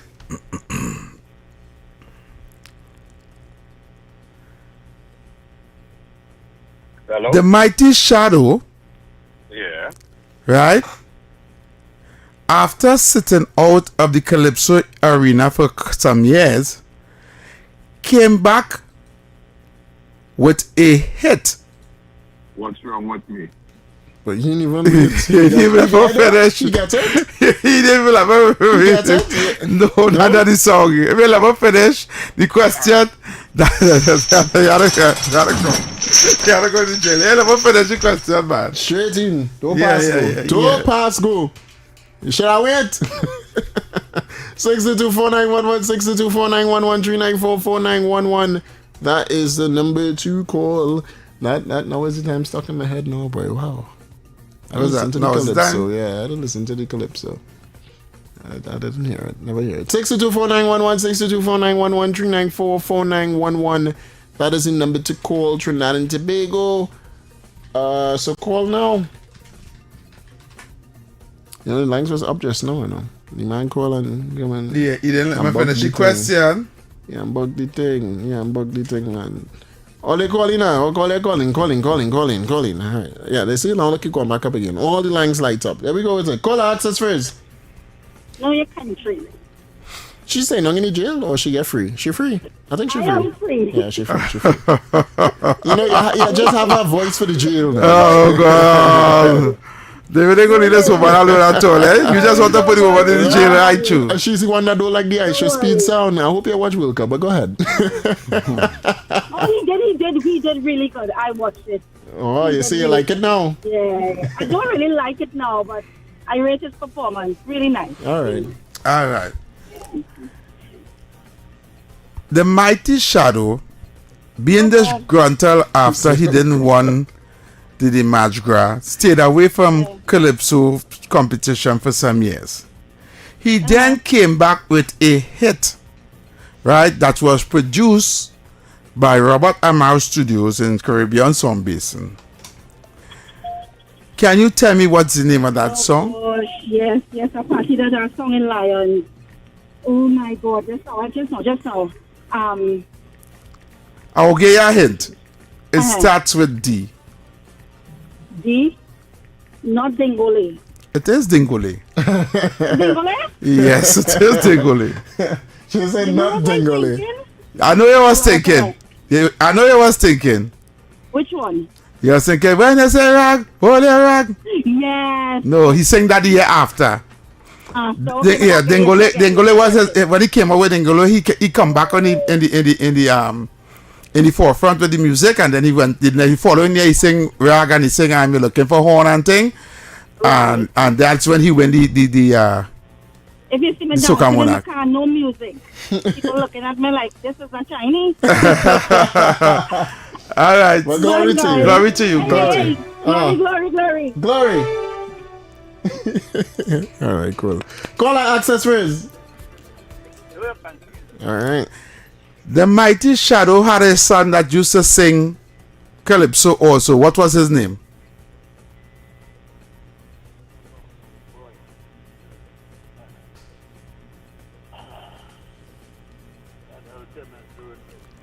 Yeah, and he had a couple hits too, eh? You're not cowboy. But you research, you know. Alright, Colin, we get somebody else a chance. You like your research, and when passing go with me, you know. You ain't getting that pass. Call our access first. Yeah, know your country. Right. Can you tell me the name of Mighty Shadow's son that used to sing? I think his name was Sean Bailey. Yes, correct is right. Sean Bailey. So yes, he wait till you finish now. Yes, he come out of jail. He come out of jail. He come out of jail. None of that. He come out of jail. For your sentence. We had at least serve time. The man went to the appeal court. We overturn the judgment. We overturn it. I call her. Yeah. You gotta wait. You just do that just so. You want to come out of jail? You come out of jail. Call our access raise. We taking that matter to the Privy Council. We taking the matter to the Privy Council. Wow. That is upstairs in TTT, by the way. Call our access raise. No, your country. A Calypso artist who sang Calypsos but became more famous for singing Parang. What was his name? Wrong. I swear it's Parang. No. I swear it's me. I need to put you in the jail. Sorry, caller. Very close. You ain't wrong. I can't wait for Christmas. Boy. I want to hear some of that, Parang and stuff like that. Call our access first. What's really I like your country. Yeah, man. Yes. A Calypso artist that started singing calypsos, but became more famous for singing his parang. What was his name? Scrunta. Yes, Scrunta is the man. All right, glory. All right, what time, boy? We have one more. 45 is when we come off, is when you're 43. Call ask. You giving me questions, sir? Yeah, no. You should be taking calls and giving her questions back up. There you go. Yeah, one more? Yeah. All right, 6224911, 6224911. Time to call in, man. Call in. You had someone WhatsApp here, you know. I don't ever be answering WhatsApp. That's a problem. 6224911, 6224911. I mean, the phone lines went dead. But I thought they're done. Oh, okay. All right. Well, we end there. It's 45 anyway. We 1 minute to 45. All right. So we don't have a break. Don't worry. We don't have a break, Trinidad and Tobago, because it's time for the cricket giveaway. But let me end the cricket giveaway. So you have a question for the cricket giveaway. Boy, they put plenty. To culture. This is Know Your Country, only on Talk City 91.1 FM. Hey yo, you know my sound taken. That's cause I'm groundbreaking. Shout out to Marshall and Destra, they got the ground shaking.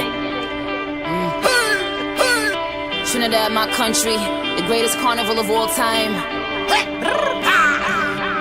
Feel it in the air from the time I wake.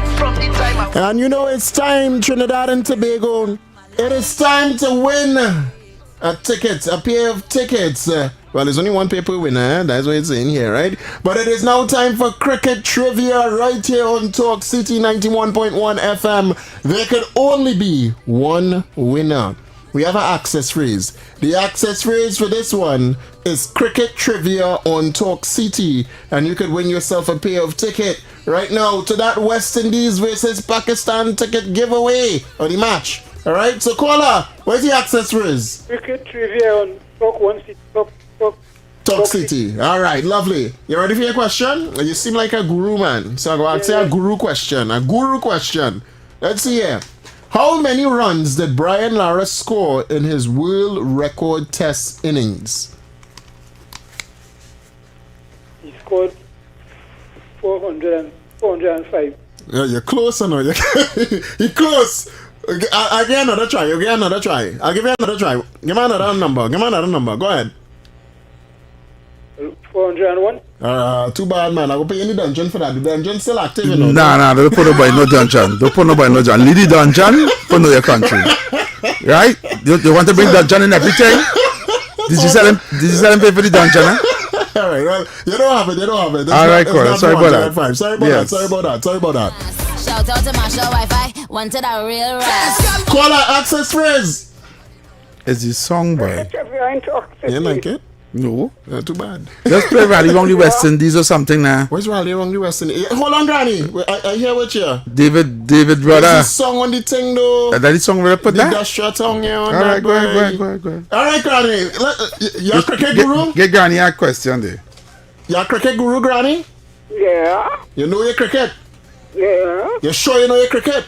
Yeah. All right. Let me ask you this. How many wickets are there in an innings? How many wickets are there in a what? In our innings. How many wickets are there in an innings? 6. You see, you don't know your cricket, Granny. I give you one more try. You get one more try. I don't know. She said 5, you know. So you move from 6 to 5. You think you're going down? No, let me go up. 7. Nah, boy, Granny, boy. I'm sorry. None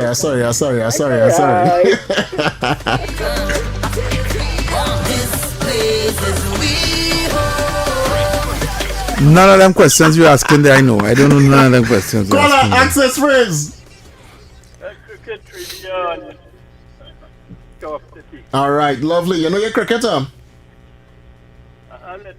All right. We'll go to the max. I ain't going to ask you a real hard question. I ain't going to ask you a hard question. But only one person can win, you know. But let me ask you this one, right? What is the official name of the stadium located in Taruba? That should be easy. The Brian Lara Stadium Cricket Academy. All right. You get that one. I'll ask you. That's it. No. I'll ask him one more. That one was very easy. And it wasn't fair to the rest. All right? So I'll ask you this last question. If you get this one, you win the tickets. Alright? You win the tickets today. The marks here. Which famous state cricket venue is located in Port of Spain? Queen's Park. All right. You get through. You win the tickets. Stay on the line.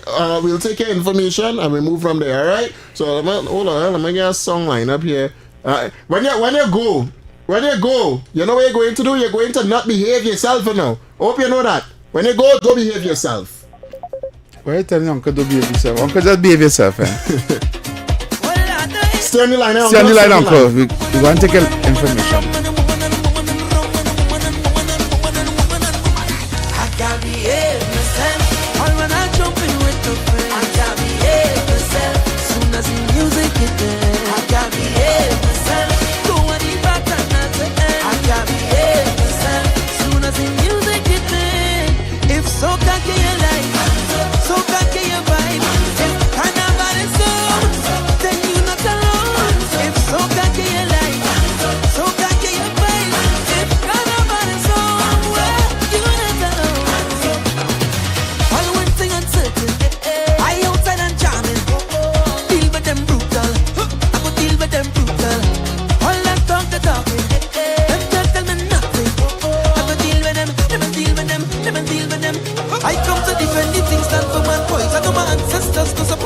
I sure this music is more than noise. I can't behave myself. All when I jump in with the friends, I can't behave myself. Soon as the music hit there, I can't behave myself. Go on the back and not the end. I can't behave myself. Soon as the music hit there. It's Soca Gay Life. Listen, I need a new headset, so no people. My headset's going bad, boy. I know what's going on here now, boy. But anyway, so that there was cricket trivia on Talk City 91.1 FM. You can look out for another trivia on the wrap-up between 6 to 8 p.m. And also look out for tomorrow and Thursday. So we could take about, 2 more winners again? Yeah, up till Friday. All right. So trivia going up to Friday. So if you all want tickets, stay locked, Trinidad and Tobago. Alright, so tomorrow, Thursday, and Friday, we'll be giving out tickets for that West Indies versus Pakistan game. So, alright, all that right here on Talk City 91.1 FM. It is now 4:51 in the nation's capital. And we're going for a quick commercial break. We'll be back right after this.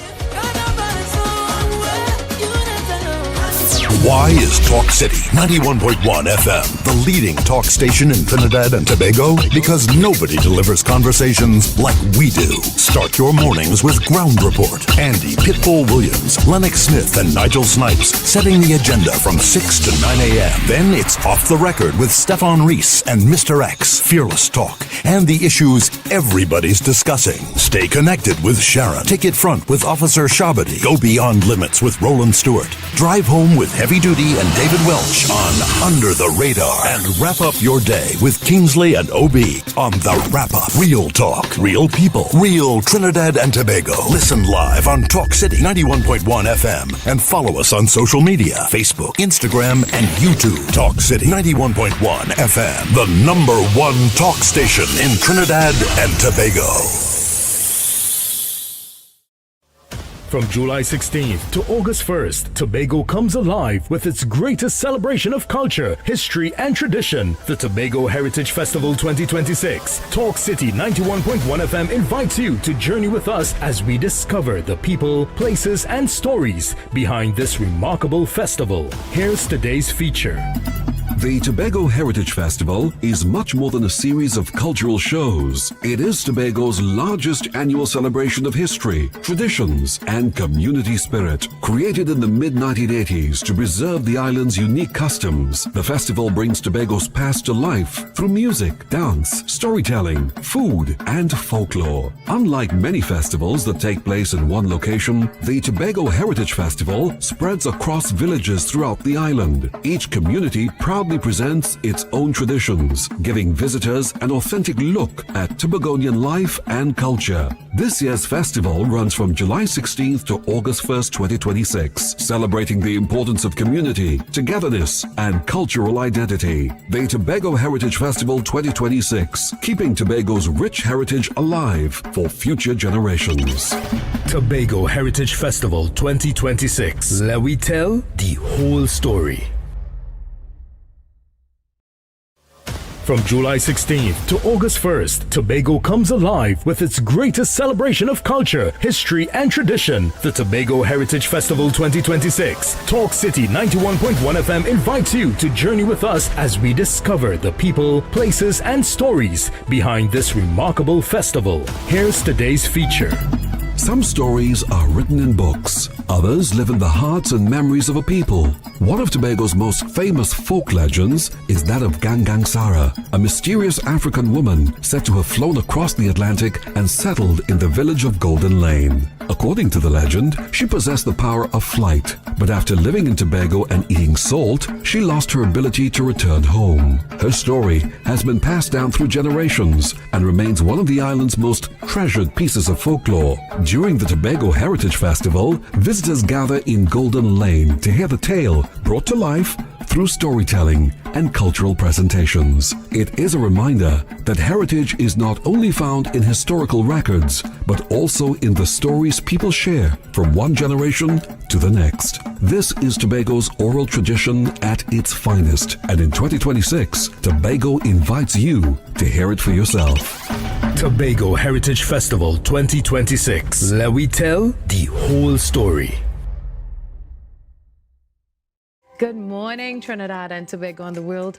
I'm Vermala Balkaran. Welcome to Trinidad and Tobago today. Let's take a look at what's trending this morning. Every morning in Trinidad and Tobago, a new conversation begins. And right here, we take that conversation further, speaking with the stakeholders and voices behind the stories.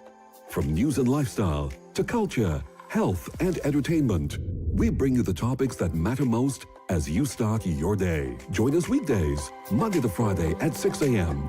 Watch on TTT or join the conversation from anywhere on your smart device at TNT Today Show, Trinidad and Tobago Today, exclusively on TTT.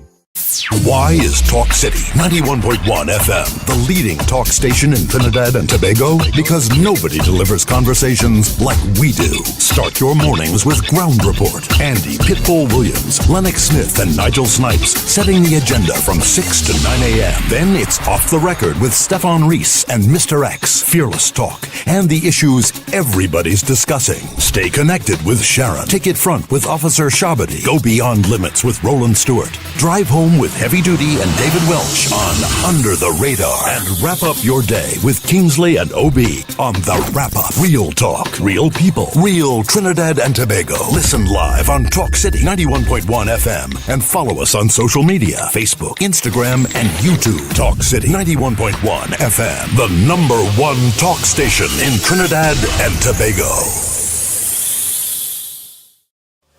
From July 16th to August 1st, Tobago comes alive with its greatest celebration of culture, history, and tradition. The Tobago Heritage Festival 2026. Talk City 91.1 FM invites you to journey with us as we discover the people, places, and stories behind this remarkable festival. Here's today's feature. The Tobago Heritage Festival is much more than a series of cultural shows. It is Tobago's largest annual celebration of history, traditions, and community spirit. Created in the mid-1980s to preserve the island's unique customs, the festival brings Tobago's past to life through music, dance, storytelling, food, and folklore. Unlike many festivals that take place in one location, the Tobago Heritage Festival spreads across villages throughout the island. Each community proudly presents its own traditions, giving visitors an authentic look at Tobagonian life and culture. This year's festival runs from July 16th to August 1st, 2026, celebrating the importance of community, togetherness, and cultural identity. The Tobago Heritage Festival 2026, keeping Tobago's rich heritage alive for future generations. Tobago Heritage Festival 2026. Let we tell the whole story. From July 16th to August 1st, Tobago comes alive with its greatest celebration of culture, history, and tradition, the Tobago Heritage Festival 2026. Talk City 91.1 FM invites you to journey with us as we discover the people, places, and stories behind this remarkable festival. Here's today's feature. Some stories are written in books. Others live in the hearts and memories of a people. One of Tobago's most famous folk legends is that of Gangang Sara, a mysterious African woman said to have flown across the Atlantic and settled in the village of Golden Lane. According to the legend, she possessed the power of flight, but after living in Tobago and eating salt, she lost her ability to return home. Her story has been passed down through generations and remains one of the island's most treasured pieces of folklore. During the Tobago Heritage Festival, visitors gather in Golden Lane to hear the tale brought to life through storytelling and cultural presentations. It is a reminder that heritage is not only found in historical records, but also in the stories people share from one generation to the next. This is Tobago's oral tradition at its finest, and in 2026, Tobago invites you to hear it for yourself. Tobago Heritage Festival 2026. Let we tell the whole story.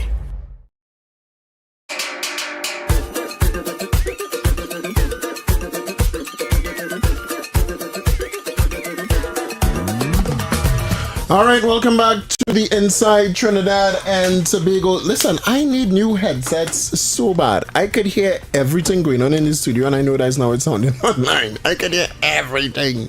It's crazy, and I changed from the other one I had there because it was short, and I don't know why. I guess it's a cord. I'll look for some cords. But oh God, it's sickening. And TTT is not saying good. What going on heavy duty? Ah, Lord. Ah, the sunlight. Yeah, a sign. What happened? I went on a David, I really and truly can't take it no more. What you can't take? I with my fast self. What you went on do? Go on the people live. Who live you went on now? On TikTok. I changed my headset. Yeah, change your headset quick. On? I went on a live on TikTok. Right? To dispel some propaganda. Yeah. Right?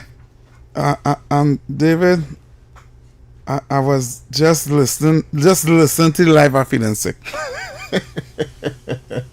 These people on the live talking about the data center. Yeah. And they are preaching doom and gloom. Doom and gloom.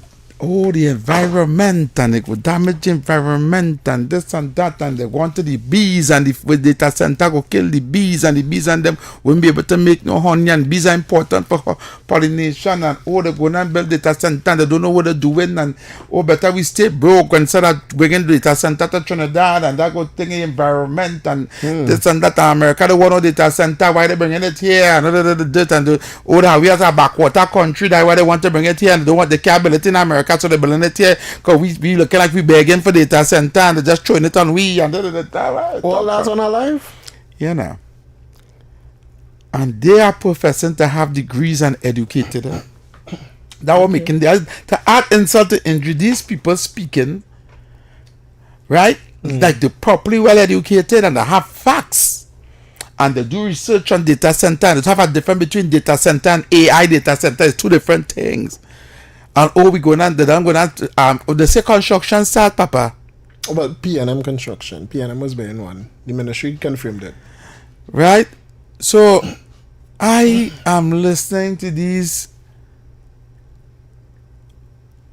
propaganda, as I call them. And I don't know, but so I end up now, because I'm in the chat now, and I type in nonsense, crap, stupidness, fake. Propaganda, you know, I going down the line and they're cussing me, but they ain't cussing actually cussing language, yeah. You understand? They say I singing for my supper and all that. So I say I know I go put my better talk. So all the time they talking. So they put me in the thing to talk now. When as soon as I start to talk and get them facts, they're trying to cut my course. I say hold on, I sit here and listen to all the talk, all of the things. Allow me to finish, please. They tell me I have 5 minutes. I say, go ahead. I come off. Timeline? They give my timeline. I say, go ahead. I come off the people like. I said I enjoy the day. You played fast and going there. Give me 5 minutes. Them talking whole time, 20 minutes, half an hour, them talking nonsense. Yeah. As soon as I started jam facts in the tail, they're trying to cut my course to ask my questions. I said, I just allow me, let me finish, right? And then I can ask my questions. 5 minutes. Nah, it's okay. Don't time me. I accidentally today clicked on one. Literally, I was just scrolling on TikTok. Yeah, and one it's actually click on it because so they touch the screen, it is go. Yeah, come up. But I was scrolling and I see somebody comes from Trinidad something, and I only stay for like 2 seconds, and I hear somebody talking. So I was like, what? And I accidentally, but Tom click on it and I open up. I say, God, boy. I see a request come through. One time, yeah. I said, no, I ain't coming there. I keep scrolling. But now, them TikTok, on their live, they had like 14 people. I ain't interested in that. But Heavy, you had to go live on TikTok, man. And if I go live on TikTok, right, I go mash them up. You need to go live on TikTok? No. You know why? Don't worry. I was a very hard-working man. After coming off radio, talking politics for 3 hours, I go on a live not to talk politics again. Yeah. And them lives like don't done. It's sickening, yeah. It don't done. The lives go on and on. All after 12 in the night, people on live talking. I see one of them live 1 a.m. this morning. But I said, well, you want nothing to do? Them have no live. I say it's Trinidad time. Let me tell you something. These people in the middle of the day on a live. Yeah. 7, 8 of them they had to be unemployed. They getting paid to go live. Well, them singing for the supper too, apparently. Well, apparently, because in the middle of the day, they live. At least we're doing this for 3 hours. Yeah. We supper book. I sure if I go on TikTok now, they're still on the live. Yeah, probably. Most likely. You understand? Yeah, Nah. Then bad talking data center. Data center. Call her live. The dynamic view of radio. Hey, boy, Jesus Christ. My good friend Heavy and my extra good friend David. That's different. I only tier 4. I tier 4. Use extra good, eh? You understand why I said tier 4, you know? I ain't tier 4. Let's get down to serious business. Now, what Heavy is describing there is what is called a learned behavior. And you know something, Heavy? They learn it from you know. You remember the smelter plant? You remember sandals? They learn it from you. And they talk that too, no? They talk about sandals, they talk about the smelter plant, they talk about the no, he was on the live here. He was on the live too, and they talk about the rapid rail. For those heard before, first thing first. Before, and I remain what I said, I'm in full support of the AI data center. I believe we have a robust body called the Environmental Management Agency, and we have the Occupational Health and Safety. All of these organizations can ensure that when the data center is placed in Trinidad, it does not impact negatively on our way of life. I would only urge the state to think about a new location for it. David, I always want to build a road diagonally from the Carson Field flyover going straight down to Mayaro. I'm sure they could find a way somewhere around there to put us, whether it's in the Monstrous Hills or whatever it is, and develop new communities, new people participate in the economy and all that, do something. This is Eric? Bring more employment to people in the country area and all of that. Yeah, I'm giving good contribution for once. Right. So you feeling sick? Here we go. Eric, you alright? Here we go. Somebody send Eric a paracetamol. Yeah. Let me hear you. You go and go sideways now. Go ahead. Let me hear you, Eric. Go ahead. Now. I hate, David, what you and your comrades did about sandals and about the shelter plan. Eric. Tell me. Talking about a data center and comparing it to the smelter plant or sandals is chalk and cheese. Yep. No. And I'm going to tell you why. Allow me to elaborate. Allow me to elaborate. Go ahead, elaborate. And I want to tell you why it's chalk and cheese. Yeah. Right? One, right? The smelter plant, right, is known to be very hazardous and dangerous for health, human health, right? Like the there's no current information that a data center kill anyone by just being there, right? Secondly, information that smelter plant kill someone.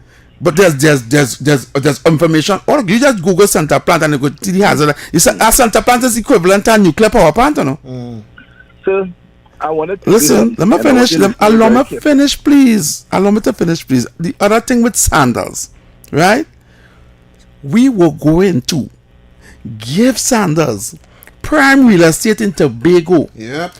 Prime real estate in lowlands man or no man's land in Tobago.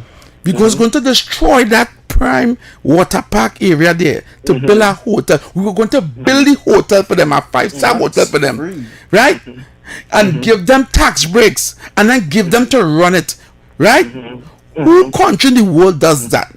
The data center, the people that's coming here, they're going to rent the land or lease the land. They're going to build a data center and they're going to pay us to do it. 500 million. That is two totally different thing. Your conclusion in relation to Sanders is wrong. It's 1,000% But it's wrong. correct. It's almost like you're standing on your head and talking about Eric, there was a Freedom of Information Act that came out with the non-disclosure agreement that Dr. Rowley signed with Sanders, and it came out to the public. I want to deal with the first one. You talk about destruction of the environment.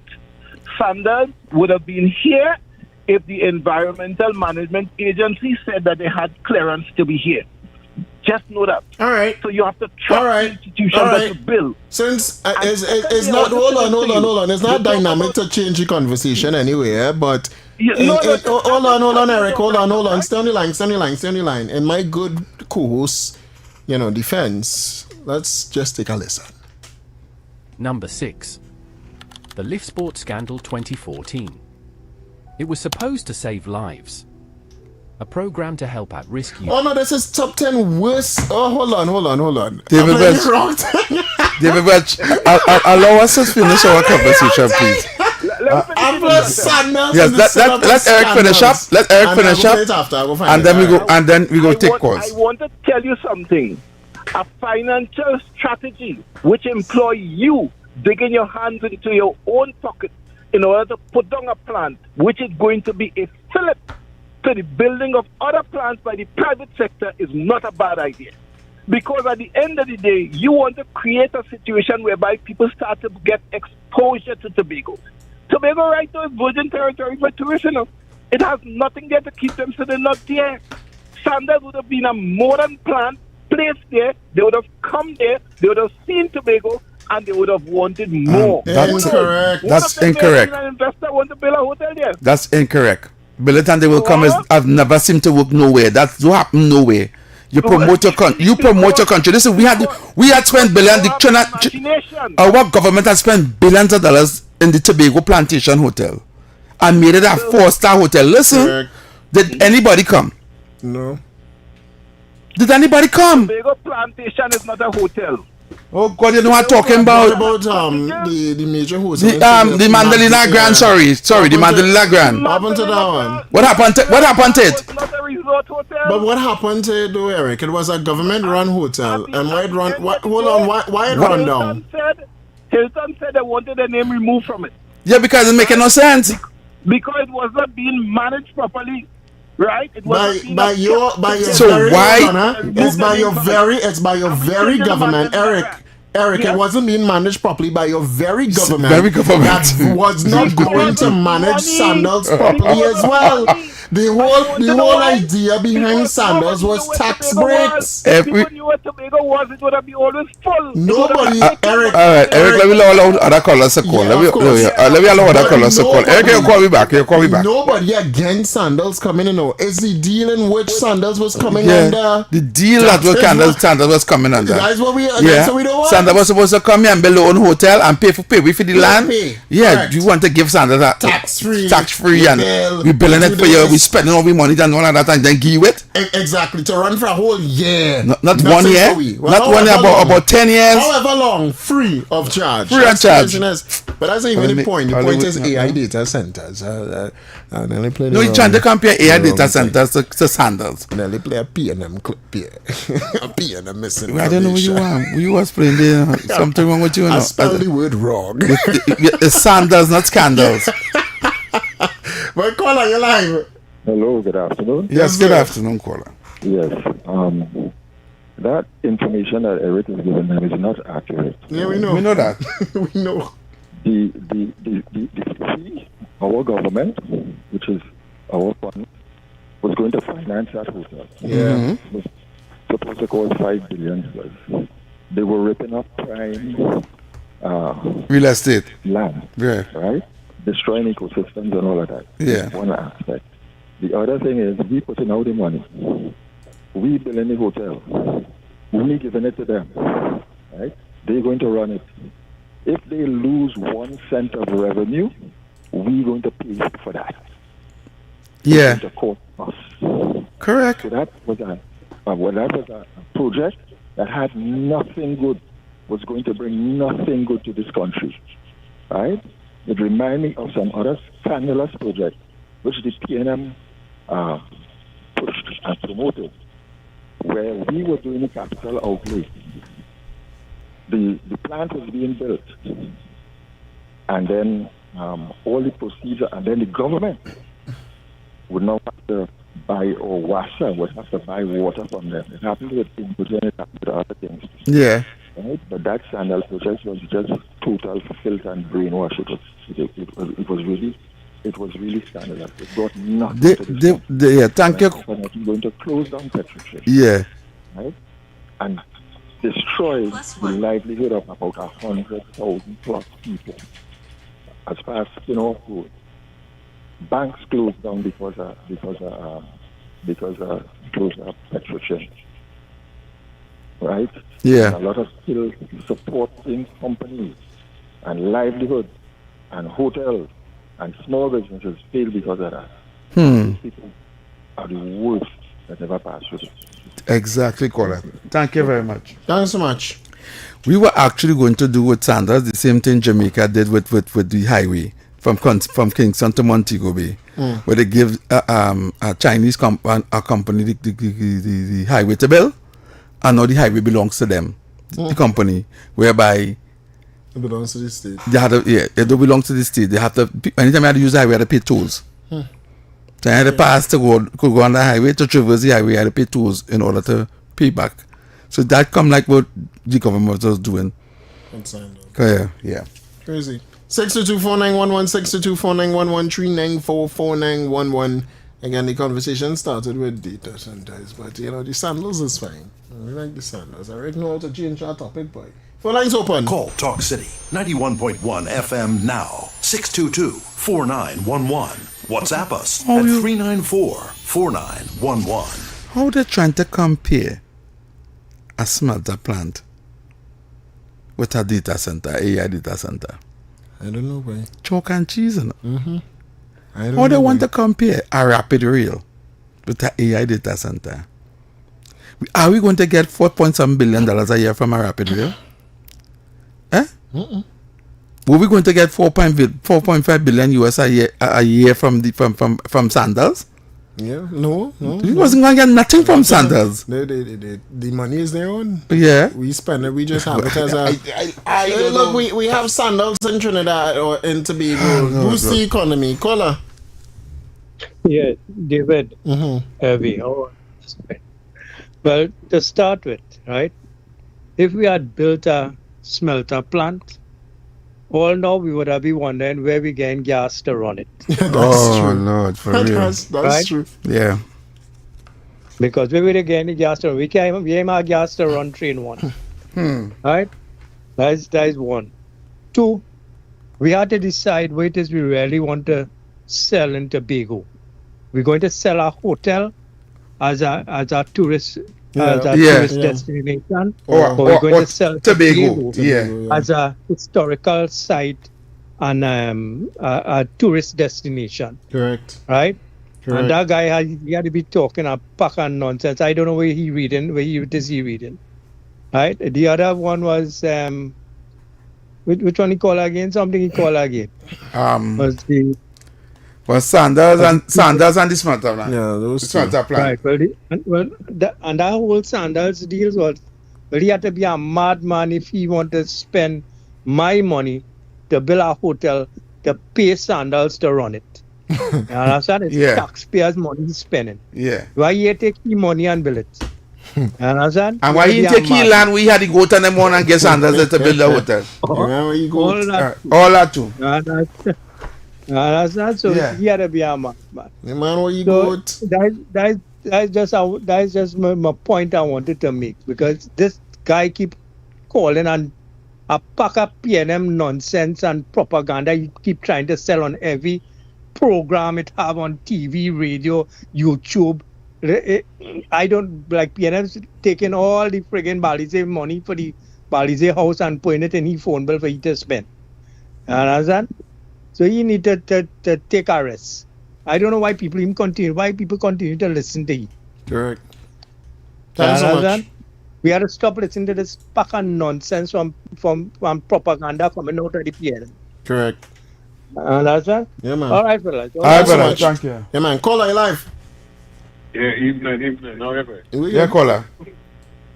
Yeah, this thing with the data center, right? Yeah. They have over 130-something data center in New York City alone, which is a population of 8-point-something million. Right. Everybody talking about the data centers that make noise, right? And they said don't bring that to Trinidad. But when Auntie comes, cancel parties from making noise, these same people were picking up. If I get against it too, how does she go do that?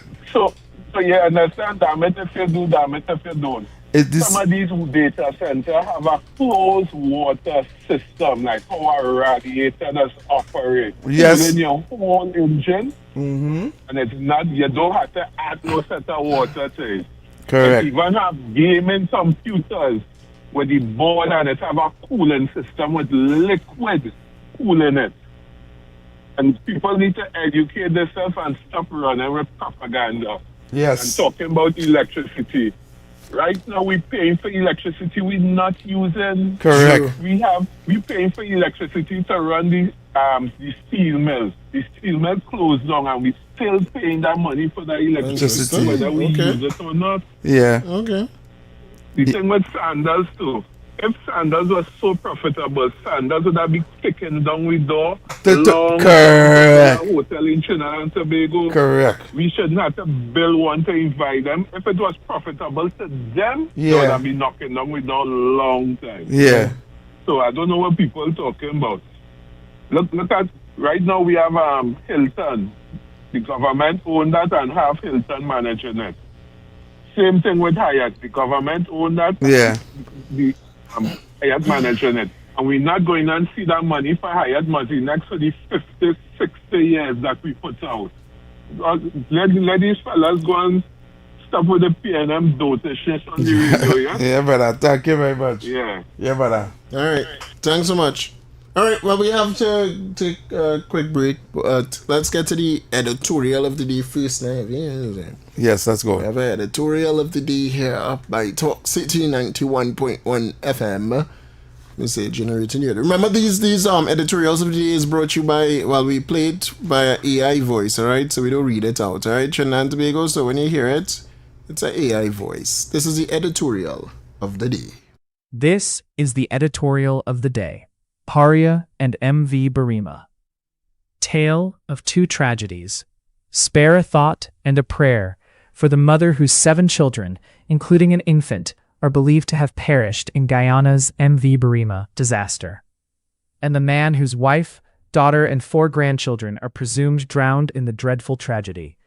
Also, the mom who lost grip of her 2 children and saw them slip into the raging waters near Pomeroon River as the vessel tilted and sank. Indeed, several people are still unaccounted for in the maritime tragedy, and the authorities are aggressively carrying out rescue and recovery activities.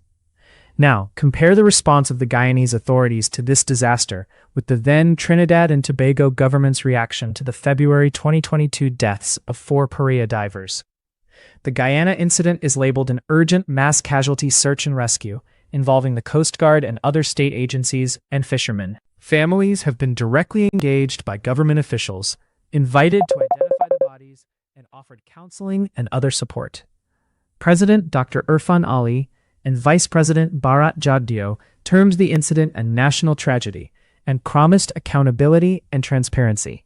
They are providing regular updates. International support was quickly accessed. The French sent 12 specialist divers, 2 medics, and a mechanic, and there is great operational efficiency. Criminal investigations are already underway, and state regulators are also conducting enquiries. The ferry's management has been suspended. In TNT, the authorities hurriedly determined there was low probability of rescuing the divers and showed no urgency in one of the country's worst industrial accidents. Divers offered to assist, and cameras and crawlers were introduced, but were stopped by Pariah. Coast Guard officials asked for more information before attempting to save the divers' lives. Anguished family members were kept under a bus shed and callously told the men were presumed dead. While Guyana's communications are empathetic and people-centered, TNT used sterile talking heads who gave sparse details. A commission of inquiry called for criminal prosecutions, with charges including corporate manslaughter. That never took place. Healthy and safety cases are still in a preliminary state at the courts. There is no word on whether the 52 recommendations were implemented. Some Pariah big boys got renewed job contracts. The board of directors remained in place. The commission of inquiry cost at least $15 million, while grieving families struggled to get compensation. When then Prime Minister Dr. Keith Rowley finally met family members more than 2 years later, it was an empty exercise. The TNT authorities were grossly negligent and high-handed, while the Guyanese are so far treating the MV Barima disaster as a humanitarian emergency deserving of swift mobilization. With human lives at stake, TNT was painfully slow and slipshod, with the Guyanese displaying speed, substance, and sincerity. In all of this, consider the MV Barima's casualties and their loved ones. All right, so that there was the editorial of the day. Trinidad and Tobago, and we want to say, condolences to those that died out at sea, and our thoughts and prayers. How many persons were found? I don't know how many persons were found just yet, but our thoughts and prayers goes out to the families there in Guyana. Yeah. All right, so that there again was the editorial of the day. Coming back home to Trinidad and Tobago, though, the former Minister of Housing, Camille Robinson-Regis, hits out at government and calls it spite. We'll talk about this one after the break, but take a listen to the article. Member of Parliament for Trin City/Maloney Camille Robinson-Regis has rejected the government's allegations of mismanagement and corruption, claiming the deterioration of her constituency is the result of political spite by the current administration.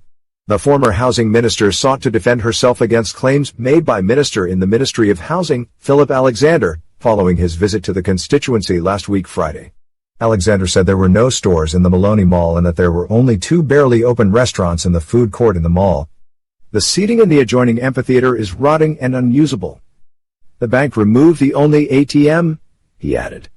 The minister said he was told by residents that they were under siege as gangs had seized control of 4 of the 21 buildings. Gangs controlled the cleaning, and contract corruption linked to PNM ministers dictated grass cutting and garbage removal, Alexander said. The entire maintenance facility is packed with brand new, no longer working grass cutting machines piled on top of each other that, despite failing to do the job, despite workers' complaints of their inefficiency, were continuously purchased from a preferred supplier by the last administration. The minister warned that Friday's visit will result in a report to the HDC, Housing Development Corporation Board, which he said will most likely prompt investigations into all of the above and more. Camille Robinson-Regis, as Member of Parliament, instead of playing the social media blame game, will have a chance to account for the failure of an entire community on her watch, and the cost to taxpayers for all of it. In a fiery retort to Alexander on her Facebook page, Robinson-Regis said the current administration is to blame for the issues facing her constituency.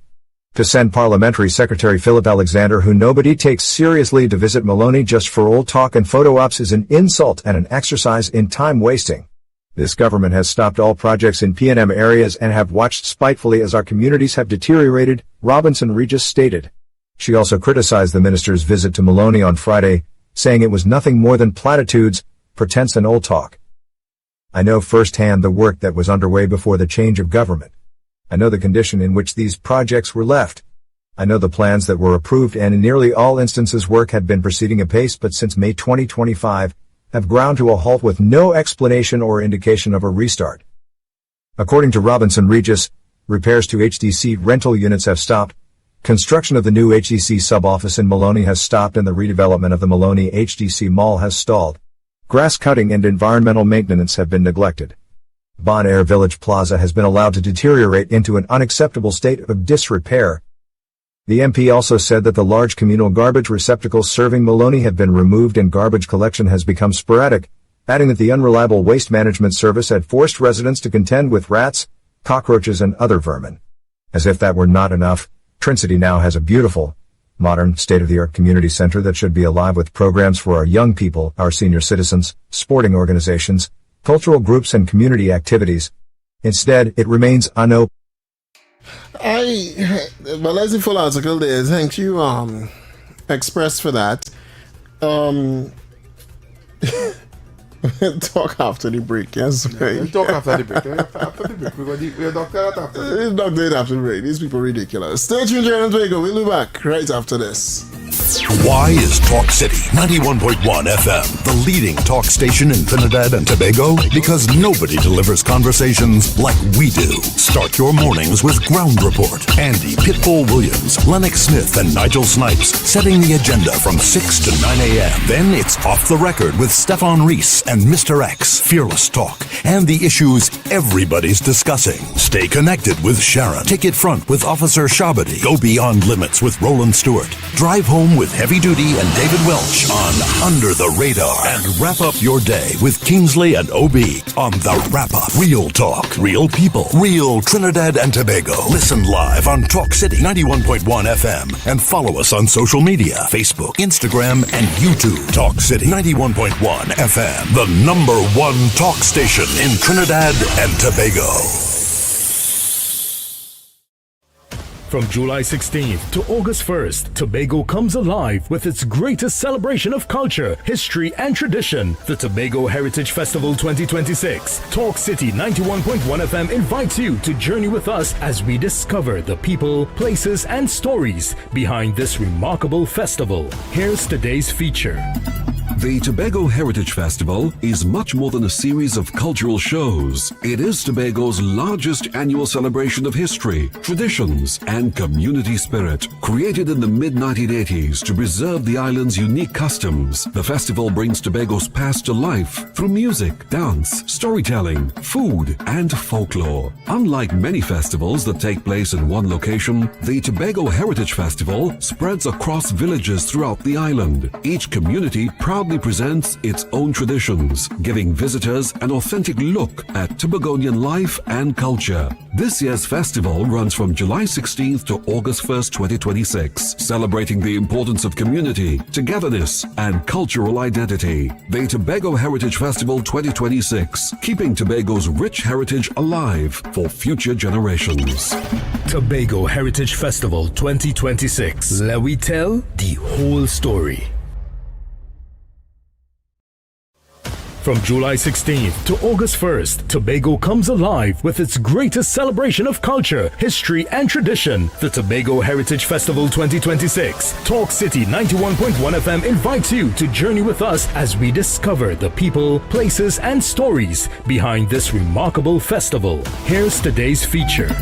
Some stories are written in books. Others live in the hearts and memories of a people. One of Tobago's most famous folk legends is that of Gangang Sara, a mysterious African woman said to have flown across the Atlantic and settled in the village of Golden Lane. According to the legend, she possessed the power of flight, but after living in Tobago and eating salt, she lost her ability to return home. Her story has been passed down through generations and remains one of the island's most treasured pieces of folklore. During the Tobago Heritage Festival, visitors gather in Golden Lane to hear the tale brought to life through storytelling and cultural presentations. It is a reminder that heritage is not only found in historical records, but also in the stories people share from one generation to the next. This is Tobago's oral tradition at its finest, and in 2026, Tobago invites you to hear it for yourself. Tobago Heritage Festival 2026. Let we tell the whole story. Good morning, Trinidad and Tobago and the world. I'm Vermala Balkaran. Welcome to Trinidad and Tobago today. Let's take a look at what's trending this morning. Every morning in Trinidad and Tobago, a new conversation begins. And right here, we take that conversation further, speaking with the stakeholders and voices behind the stories. From news and lifestyle to culture, health and entertainment, we bring you the topics that matter most as you start your day. Join us weekdays, Monday to Friday at 6 a.m. Watch on TTT or join the conversation from anywhere on your smart device at TNT Today Show, Trinidad and Tobago Today. Exclusively on TTT. Why is Talk City 91.1 FM the leading talk station in Trinidad and Tobago? Because nobody delivers conversations like we do. Start your mornings with Ground Report. Andy Pitbull Williams, Lennox Smith, and Nigel Snipes setting the agenda from 6 to 9 a.m. Then it's Off the Record with Stefan Reese and Mr. X, Fearless Talk, and the issues everybody's discussing. Stay connected with Sharon. Take it front with Officer Shabadi. Go beyond limits with Roland Stewart. Drive home with Heavy Duty and David Welch on Under the Radar. And wrap up your day with Kingsley and OB on The Wrap Up. Real talk, real people, real Trinidad and Tobago. Listen live on Talk City 91.1 FM and follow us on social media, Facebook, Instagram, and YouTube. Talk City 91.1 FM, the #1 talk station in Trinidad and Tobago. From July 16th to August 1st, Tobago comes alive with its greatest celebration of culture, history, and tradition, the Tobago Heritage Festival 2026. Talk City 91.1 FM invites you to journey with us as we discover the people, places, and stories behind this remarkable festival. Here's today's feature. The Tobago Heritage Festival is much more than a series of cultural shows. It is Tobago's largest annual celebration of history, traditions, and community spirit. Created in the mid-1980s to preserve the island's unique customs, the festival brings Tobago's past to life through music, dance, storytelling, food, and folklore. Unlike many festivals that take place in one location, the Tobago Heritage Festival spreads across villages throughout the island. Each community proudly presents its own traditions, giving visitors an authentic look at Tobagonian life and culture. This year's festival runs from July 16th to August 1st, 2026, celebrating the importance of community, togetherness, and cultural identity. The Tobago Heritage Festival 2026, keeping Tobago's rich heritage alive for future generations. Tobago Heritage Festival 2026. Let we tell the whole story. From July 16th to August 1st, Tobago comes alive with its greatest celebration of culture, history, and tradition, the Tobago Heritage Festival 2026. Talk City 91.1 FM invites you to journey with us as we discover the people, places, and stories behind this remarkable festival. Here's today's feature. Some stories are written in books, others live in the hearts and memories of a people.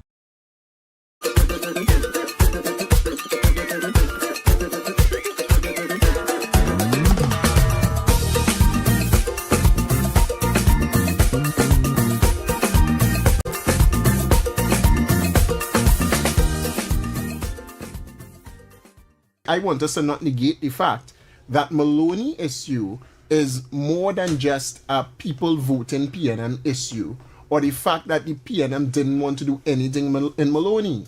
Because I am certain, Minister, that you are aware of the contract mafias there down in Maloney.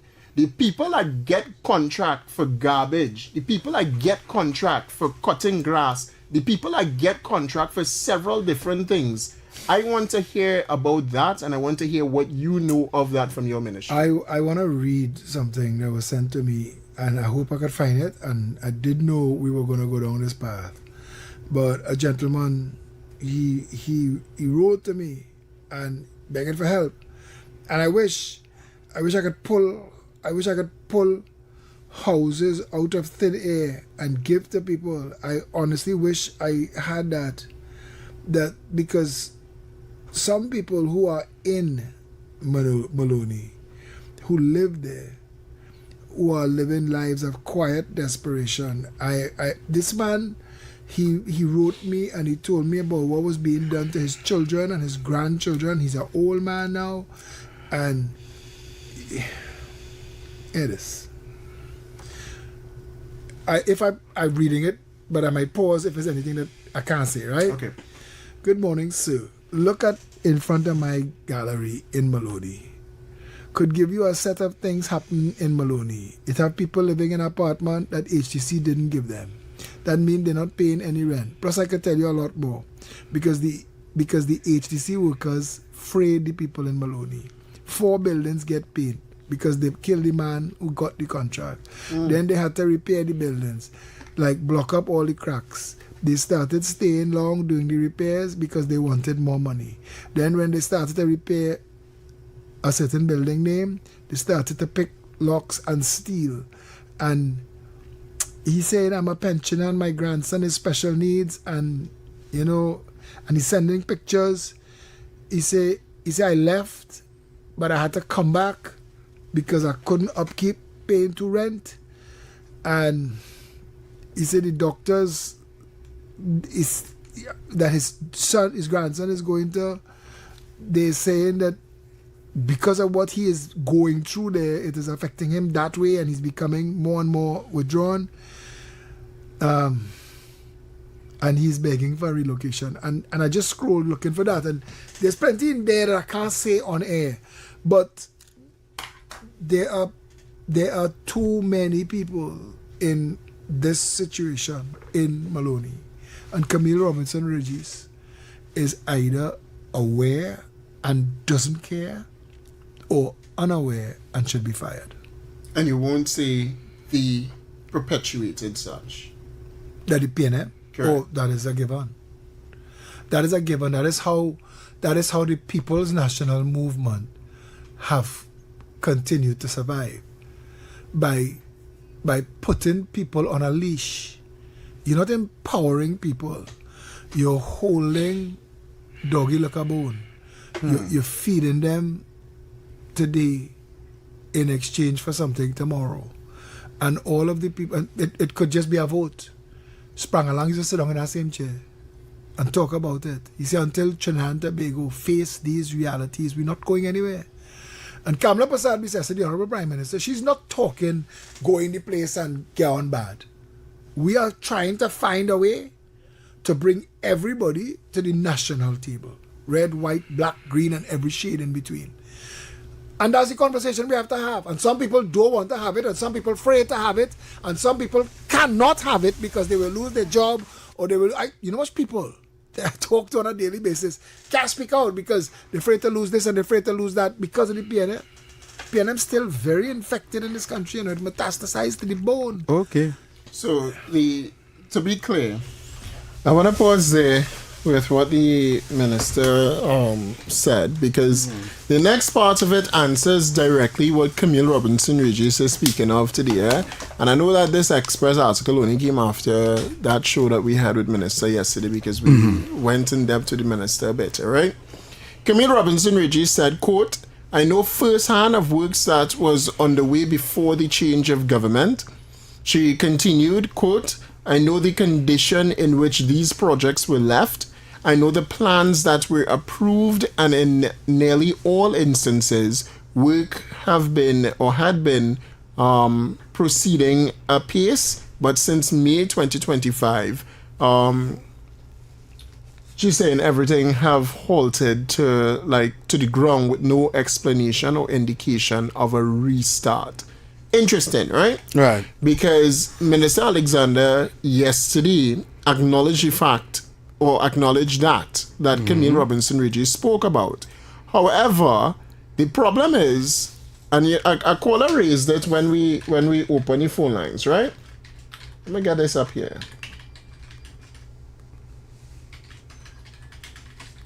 Right, so a caller raised it when we opened the phone lines, because I want to draw Camille Robinson Regis' mind back to the general election, and particularly to an article by the very Guardian media that says, quote, just search this, Camille Robinson Regis, just search this, quote, Foster Cummings family contract.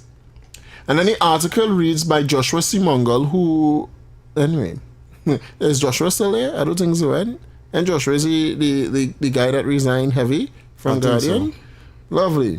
From Joshua Simongal, who resigned from the very CNC3, says, quote, two companies led by wife and daughter of People's National Movement General Secretary Foster Cummings were awarded $15.6 million in HDC contracts, as housing development contracts, extensions just before the 2025 general elections, HDC documents shows. The minister in the Ministry of Housing, Senator Philip Edward Alexander, yesterday on this program said this. Everything the PNM touches turns to garbage. So we are doing an assessment. I have asked, and the managing director of the Housing Development Corporation told me by Wednesday for the latest that we will get a cost. Sorry, the internet here. 1 second. Oh, Lord. All right, we're going back to it. The minister said the following once more. All right, and in relation to Foster Cummings' $1 million contract and the fact that no project's going on apparently, right? This is what Minister Alexander said. We are trying to find a way to bring everybody to the national table. Red, white, black, green, and every shade in between. And that's the conversation we have to have. And some people don't want to have it, and some people afraid to have it, and some people cannot have it because they will lose their job, or they will... you know much people that I talk to on a daily basis can't speak out because they're afraid to lose this and they're afraid to lose that because of the PNM. PNM's still very infected in this country, and it metastasized to the bone. Okay. So, to be clear, the HDC inherited a problem there in Maloney. In fact, not to negate the fact that just before or just after the general elections, the bins were removed from Maloney because contractors were being contracted to facilitate the bins there in Maloney to pick up the garbage, or for the garbage truck to pick up the garbage afterwards. That is no longer there. And that is no longer there because of contracts. Some things exist that are going to the OPR because the OPR is very busy now that this government is in office. But things took place under the last administration. Contracts were awarded in violation of the same OPR. And we are sending it first to the OPR and asking a simple question. Was this illegal? And if they say yes, it's going to the police. And they can't say no. So we want it being accompanied by a letter from the OPR that this action taken by the HDC under this particular PNM Minister of Housing was an illegal act. And we are working on those things. Turning the Titanic around is not a simple issue. We cannot just flick a switch, and solve every problem. But I want Trinidad and Tobago to know that everything that was done wrong, all the unfair games, we're going to play them over. Trinidad is going to see what real leadership is. It's happening right now. That is in direct response to what Camille Robinson Regis today is complaining about when she say, and I'll read that article again, quote, that I know firsthand, this is a quote, I know firsthand that works that was underway before the change of government. I know the condition in which these projects were left. I know the plans that were approved, and in nearly all instances, work have proceeded apace. But since May 2025, the works have grounded to a halt with no explanation or indication of a restart. Because days before the general election, Foster Cummings' family was awarded $15.6 million in contracts, and it's extended contracts for works with the Housing Development Corporation. That's what it says here. The documents, and I'm quoting from the article, the documents examining the validity of contract extensions awarded between October 2024 and May of 2025 shows that Piscal Services Limited and Revolt Investments Group Limited received 6 extensions for waste removal. Remember the bins in Maloney, right? That is a waste removal company, right? Waste removal at several HDC sites. All contracts, the article says here, all contracts were ordered on April 16th, 12 days before the April 28th general election. My God. And the government coming in, the HTC coming in, the new incumbent board of HTC coming in, was supposed to extend friends and families contracts to pick up garbage. When they say we and the UNC created the problem in Maloney, that's a lie, you know. I know that. They created the problem. Kamla Prasad Bisesa and the UNC, and you heard Philip Alexander say it. Kamla Prasad Bisesa ordered that every single corrupt contract or every single friend and family contract come to a complete end in Trinidad and Tobago. We will not continue that type of arrangement. And unfortunately, the HDC was engaging in such with friends and families. Correct. Foster Commons and the waste removal contract that his family was getting. Who's supposed to continue that to make Foster Commons family rich? Who's supposed to continue that?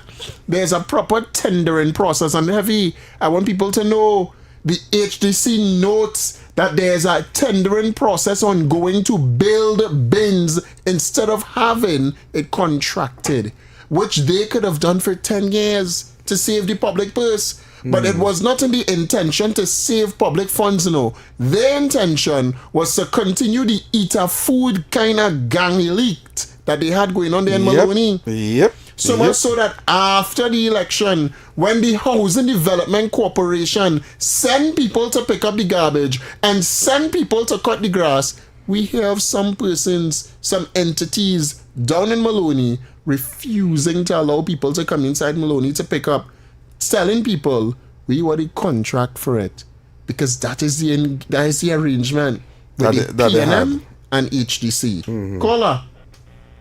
Hello. Yes, sir. Good evening, Heavy and David. I heard Robinson speaking about rats.